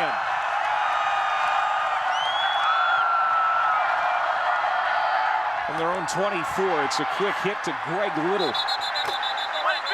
And he's got it at the 11. A short gain, just 2 yards on that pass. And North Carolina, despite all their problems today, Dave, you know, they're in actually pretty good position right now. Yeah, they're right in this thing, and I think they found a little bit of their formula for success. The quick hitches outside, take advantage of some soft coverage by Connecticut, and getting that quarterback outside. Yates rolling to his right. Across his body, the pass is incomplete. He's trying to get Todd Harrelson, a freshman wide receiver, on that play, but a little behind him. So bring up 3rd down and 8. And that's tough to do when you're running full speed one way and trying to throw that ball back across your body in a tight spot. But the one thing he's got to be able to do is he had a chance to pick up 3 or 4 yards just running the football. Take advantage of what they give you. 4 yards is great. Look at North Carolina on 3rd down. It's been the bane of their game today. 3rd and 7. Flags down. And this is going to go against Carolina. And number 66, Michael Ingersoll, left a little early. Crowd noise. False start. 72 of the offense. 5-yard penalty. It's still 3rd down. As a former offensive lineman, how did you guys work on that when you knew you were going to go into a hostile environment? We always brought speakers out on Friday, cranked up the noise.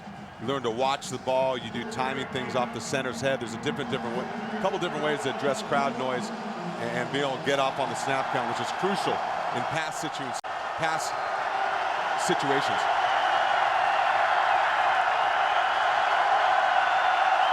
UConn showing blitz. Now Yates going up and checking the play. Flags down.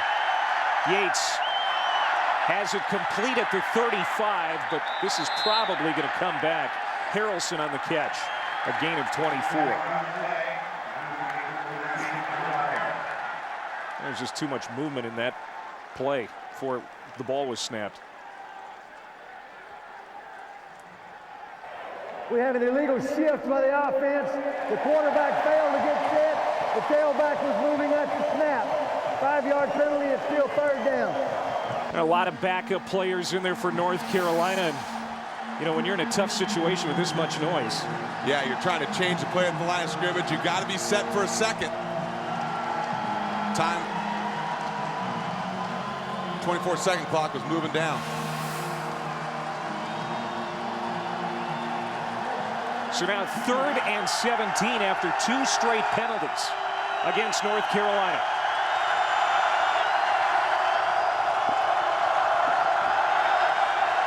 This could be the game for North Carolina. Complete.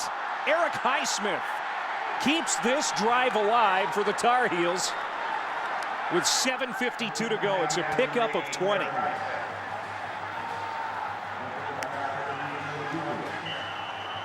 Yeah, credit the offensive line for North Carolina.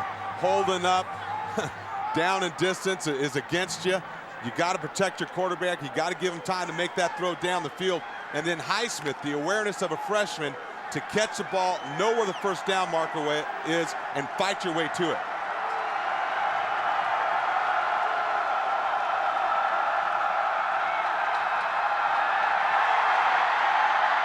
Drawn. Knocked down at the 40. Jerome Jr., the strong safety, after a gain of 4, makes the tackle. Drawn has been pretty quiet running the football. They use him there as a receiver again. And Yates, one of the things that was really a minus for him was his pocket presence, the ability to move and extend plays. He's really turned it into a positive, coaches say. And there he is, changing direction in the field and finding a way to get the ball to his running back. Drawn. North Carolina calls a timeout.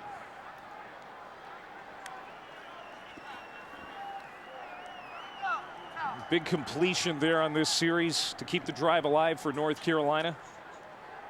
Player down for UConn.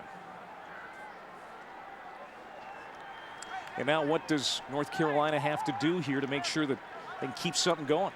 Well, they find a way throwing the football, not running it. Haven't had much success.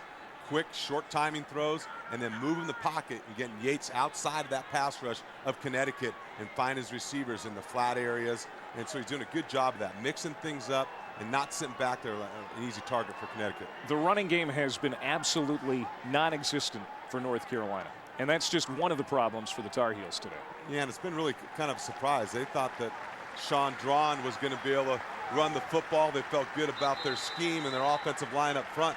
But you have to credit Connecticut and their front 7 for being very physical at the point of attack. Jerome Jr. is making his way off the field. Strong safety shaken up on the last play, but he's going off in his own power. North Carolina under Butch Davis has had a lot of growth. Just the 3rd year he's been head coach. Kenan Stadium is being renovated. Great recruiting class last year. They like what they've got coming in 2010. But they don't want to be upset here on the road at UConn. 2nd and 6. Yates gets it away in time to the tight end, Pianalto. His 5th catch today, and it's going to be a first down, a gain of 6. And we talked about Yates, again, his ability to move and adapt to things happening in the pocket. This time, Jesse Joseph plays his responsibility perfectly. But look at Yates, set his feet quickly, know his tight end's going to be there, and deliver the ball.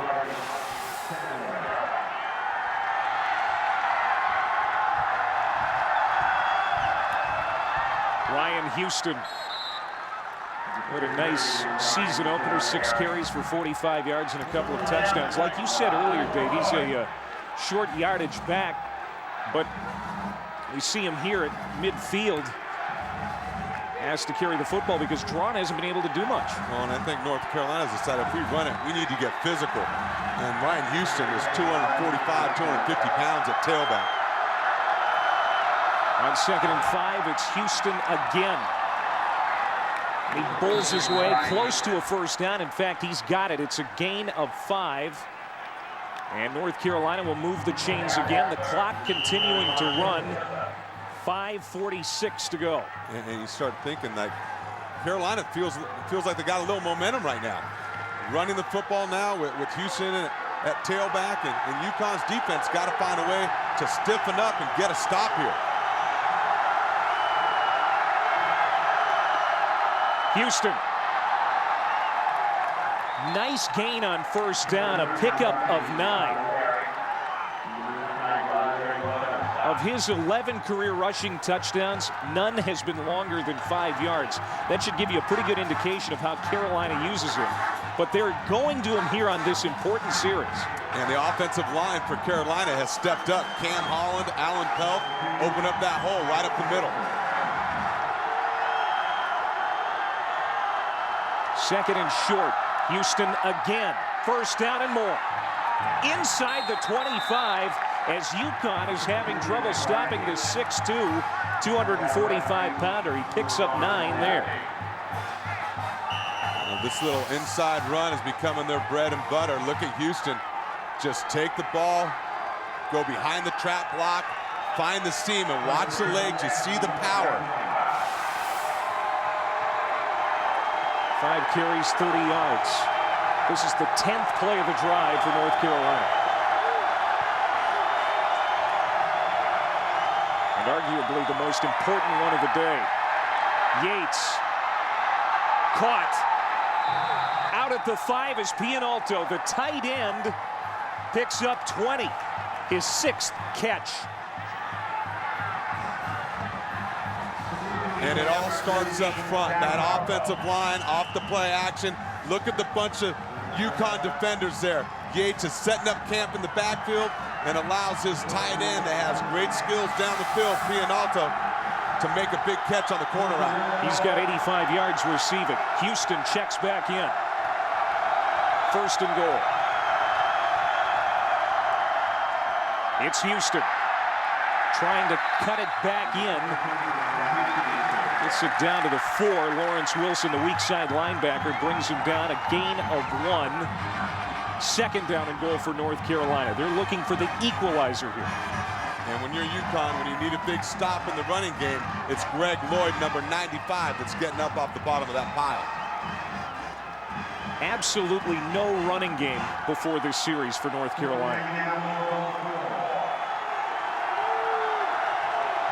They had 9 yards rushing before this drive started. They're banging on the door now. Second and goal. Houston again. 2 more. Third and goal. Gut check time if you're Carolina. Houston giving them a physical presence in the backfield, able to move that pile. He's a guy they give the ball to when they're down in the red zone. He has 11 career TDs, none longer than 5 yards.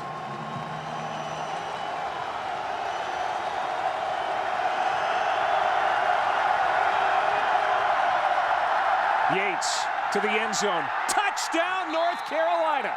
It's Pianalto.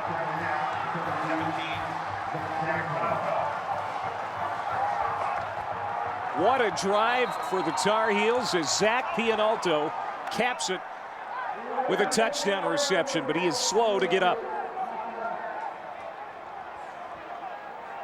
Great design on the play action. Pianalto looks like he jumped up in the air after that touchdown and landed kind of funny on his knee, like his leg kind of buckled.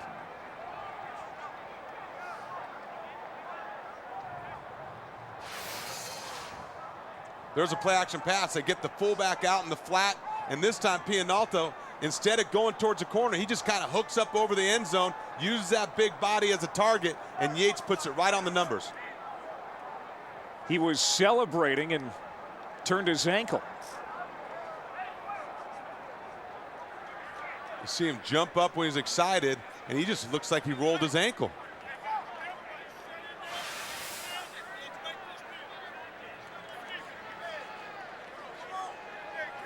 What a monster game Pianalto has had here today. A critical weapon for Yates when it mattered most, too. Big catches, consistent catches. And this has kind of been the story of his career. Been banged up a lot all the way through his time here in North Carolina. Junior out of Springdale, Arkansas. John Shoup, the offensive coordinator, told us this week we got to get Yates to start hitting his tight ends, and he hits Pianalto there for the score and on a couple of key plays on this drive, but now they may have lost him for the rest of this game.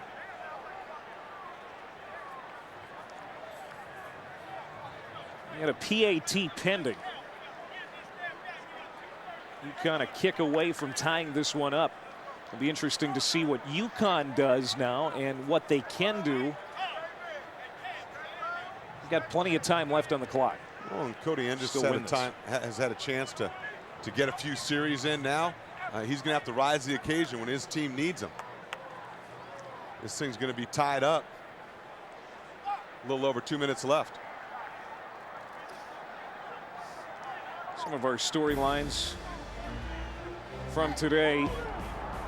UConn with the early turnover from Jordan Todman. North Carolina couldn't convert. And then turnovers were certainly a factor for North Carolina today. Todman with a rushing touchdown, as UConn built a 10-0 lead, and North Carolina's come back to tie it up. And Pianalto, after the touchdown, celebrating, rolls his ankle, it appears, and he is going to be carted off. And you have to give some credit to this North Carolina offense and John Shoup. As frustrating as this day had been for them through 3 quarters of football, they kept working, kept trying to find something that was going to free some things up, and it really began by moving the pocket and TJ Yates getting them outside, giving him a chance to create some plays with his legs, and the receiver stepping up to make some plays as well. I like what they've done, and then it's Houston coming in and providing a punch in the running game on this drive that was crucial and really a major component of them putting this scoring drive together and putting 7 on the board. Now this is a very serious situation down here. It appears it looks like it might be more than just a turned ankle. As they continue to work on Pianalto's storylines, TJ Yates 23 of 32. 233 yards and a touchdown. He does have the 2 interceptions, but he has engineered a nice drive here to bring North Carolina back. Jordan Todman, 66 yards and a touchdown. It's been a tough day for both offenses, really. Yeah, it has, and TJ Yates is a great example of the persistence of this North Carolina offense, has kind of demonstrated all afternoon. He hung in there, a couple interceptions, one early in the game, one in the second half, but he kept fighting and kept leading his team down the field and found a way to create some offense. Again, like I said, by moving the pocket and then bringing Houston and kind of giving themselves a physical element to the running game. Now, if you're Butch Davis, does it cross your mind to go for 2 here? I don't think so. I think there's too much time left on the clock. 2:36 left in the 4th quarter. The defense has pretty much shut down UConn so far in this 4th quarter. Second-string quarterback Andrus in there. I think he'll roll the dice and says his defense can get him the ball back with some time left on the clock. Butch Davis may have found something in Ryan Houston on that last drive. As you see Pianalto being helped onto the cart, and he's going to be taken to the locker room. That is a shame, because that young man has had a fantastic game. You see the skill set.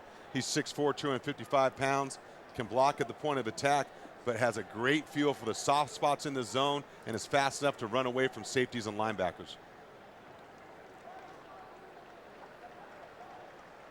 Between Pianalto and Ryan Houston, North Carolina marched the ball right down the field. And that's Ryan Houston, all 6'2", 245, 50 pounds of him. You see him just slicing through the Connecticut defense straight down the middle.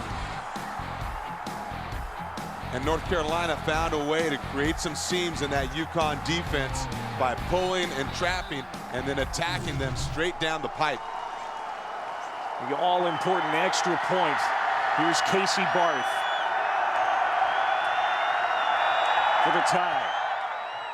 10-10 as North Carolina has taken all the momentum back.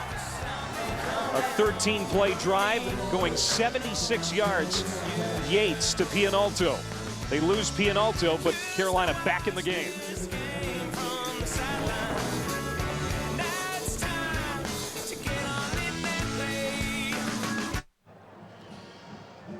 Excellent drive for North Carolina.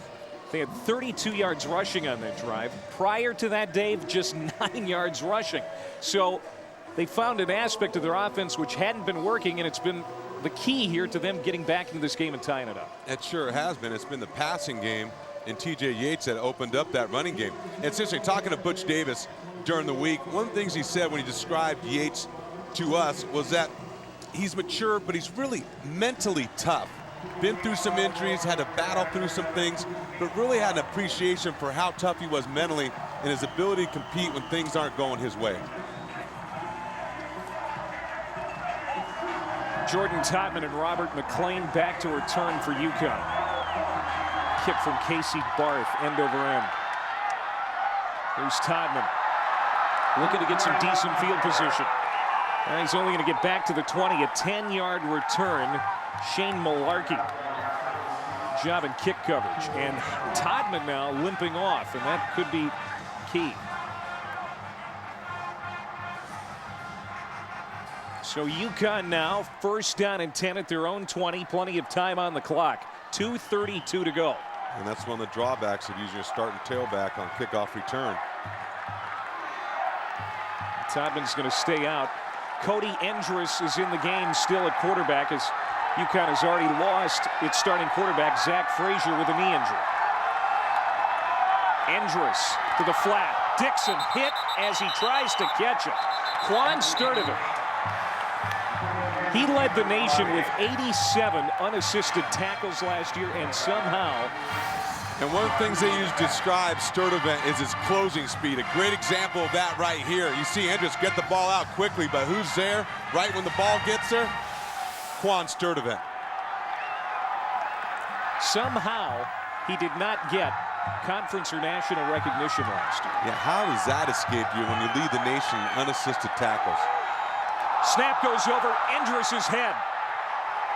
And he's down at the 7. As North Carolina has really come to life. That drive igniting the defense, too.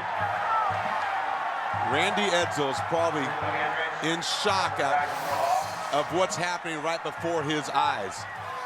North Carolina's ability offensively to drive the ball down the field, and now a missed snap over the head of Cody Endress. It looked like he wasn't ready for it.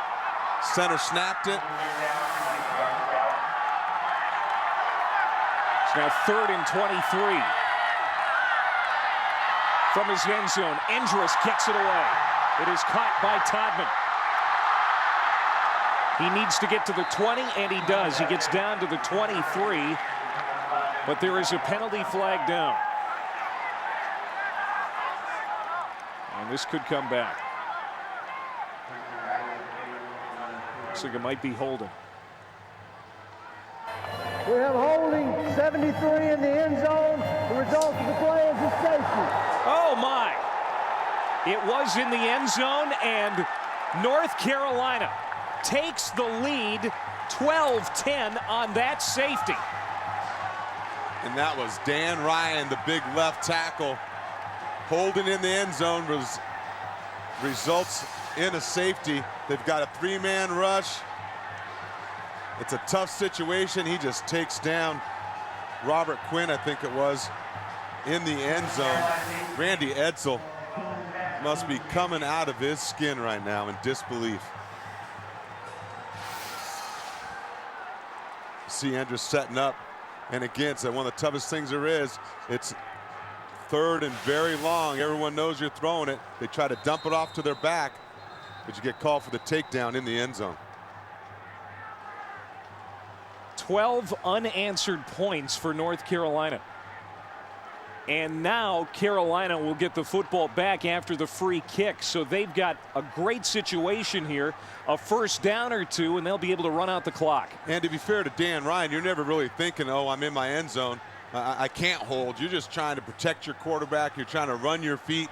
But when the guy goes down to the ground, you got to throw your hands up, because that's what officials see, and that's what triggers any kind of holding call. When the defensive line goes down in an unnatural manner. And now North Carolina wants to call a timeout and make sure they have all their ducks in a row. Unbelievable turn of events. North Carolina had its back up against the wall. They engineer a scoring drive of over 70 yards and get a break with a safety in the end zone to take the lead. Well, you know, and under Butch Davis at North Carolina, they've played 26 games, and 15 of those have been decided by 7 points or less. So this team and this coach and this program kind of used to playing in tight games, and it's kind of that never quit mentality, and they showed a certain mental toughness here this afternoon that's paying dividends late in the fourth quarter. Yeah, you bet. They've been here before, and they're reacting accordingly. ESPN News coverage of college football continues today as TCU, number 16 in the land, takes on Virginia. It's coming up at 3:30 Eastern time, about 25 minutes from now. The kicker for UConn is David Taggart. And Johnny White is back deep. Kicking off for UConn. North Carolina is bracing for an onside.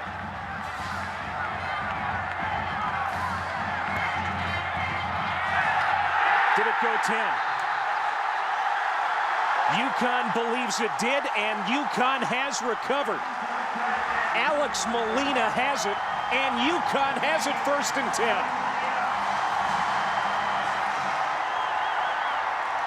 What a call by Randy Edsall to go for the onside kick now instead of later. Special teams cost them the game last year against North Carolina, and it just may be special teams that gets them back in this game late in the fourth quarter. Look at the bounce. That's what you're always trying to get. You're trying to get 2 hops, and he is right on that 10-yard line. When you onside kick, you want that big hop to get up in the air and give your coverage guys a chance to make a play on the ball.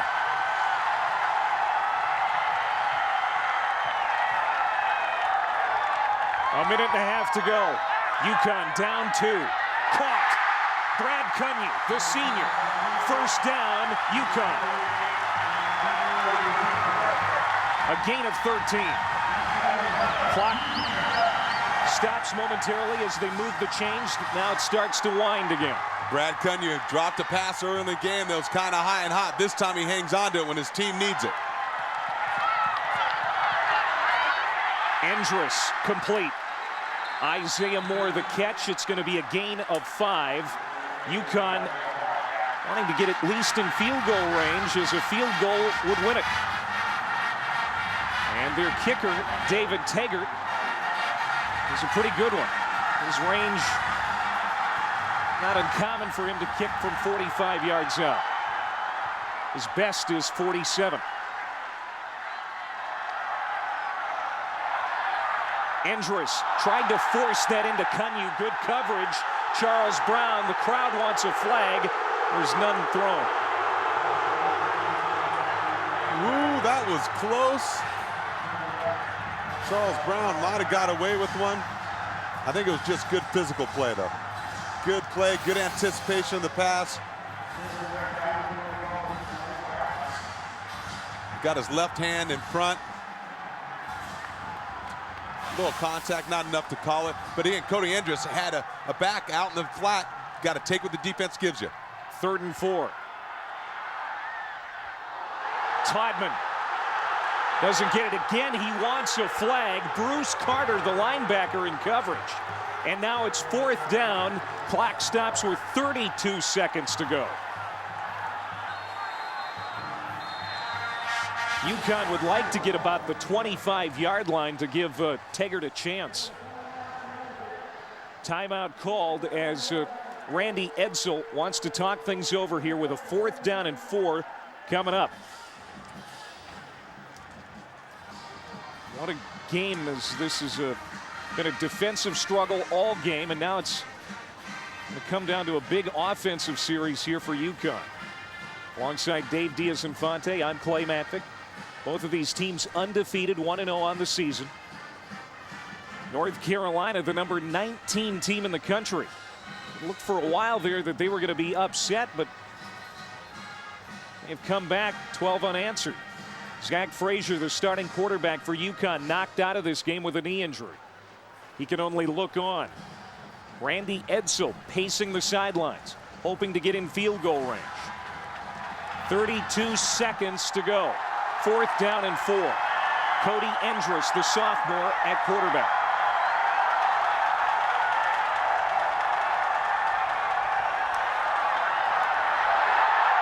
Down he goes at the 43. Bruce Carter and Quan Sturdivant, and North Carolina will take over on downs. I love the fact that Everett Withers, defensive coordinator for North Carolina, brought pressure on that 4th down. Not going to allow that quarterback to sit back there, Cody Endress, in the pocket and try to make a play downfield. Force him to throw it when he's not ready, make him be uncomfortable, and trust your defensive back to cover. They bring more than they can block. They brought the house, and it pays dividends for North Carolina, ensuring the victory. TJ Yates will kneel down. 3rd sack of the day for North Carolina, and it comes at a critical point in the game. Timeout called by UConn. Randy Edsall will have one more to burn with 21 seconds to go. And Randy Edsall must be sick to his stomach right now, witnessing the events that have taken place in the last part of this 4th quarter. UConn at a 10-0 lead. North Carolina with a field goal, a long touchdown drive, and a safety here in the 4th quarter to take the lead. And Bruce Carter with that sack. I mean, Randy Edsall, he can't stand it, thinking about what Bruce Carter has done to his program the last 2 years. In the last 2 years, you are absolutely right. And Bruce Carter's a guy that North Carolina uses as a blitzer. He's a difference maker on the defensive side of the ball. And another knee for Yates. And UConn does have one more timeout. They will take it here. And there is Dan Ryan, and you know that his stomach is just churning right now. The left tackle called for that holding penalty in the end zone, which resulted in the go-ahead safety. Wow, I mean, that's just such a tough deal being an offensive line. You never get any credit. The only time they mention it is when you get a holding call. And at this time, it happens to be in the end zone for safety. Storylines today. Now we're going to talk a lot about Jordan Todman and Andre Dixon. And, you know, we did at times, but really both teams' running games held in check. This was the tying touchdown. Knocked Pianalto out of the game as he was injured on the celebration. And there was the safety as Dan Ryan called for the hold. But an amazing turn of events as North Carolina was on the ropes. And they dig down deep here in the 4th quarter, and they are going to escape Rentschler Field with a win to go to 2-0. Yeah, and you got to feel for Dan Ryan. You know, your quarterback's dropping deeper than normal. You're back there. It's a tough situation. You get that call. It turns out to be the difference in the ball game. So North Carolina with a goal to compete for an ACC title. With what you saw here today, your thoughts on where North Carolina is going forward? Well, I think North Carolina, they're heading in the right direction, and I just think they played a very tough Connecticut football team that not a lot of people give credit around the country to. But North Carolina, I'll tell you what, they have a lot of respect for UConn and the football game that was played here today. Very, very physical. North Carolina will host Skip Holtz in East Carolina next week. UConn will go to Baylor. Once again, our final score, 12-10. Number 19, North Carolina with the win. Coming up next on ESPNU at Sports Center U. This has been a presentation of ESPN, the worldwide leader in sports. For Dave Diaz-Infante and our entire crew, I'm Clay Matvick. So long from East Hartford. Now let's go to Rob Stone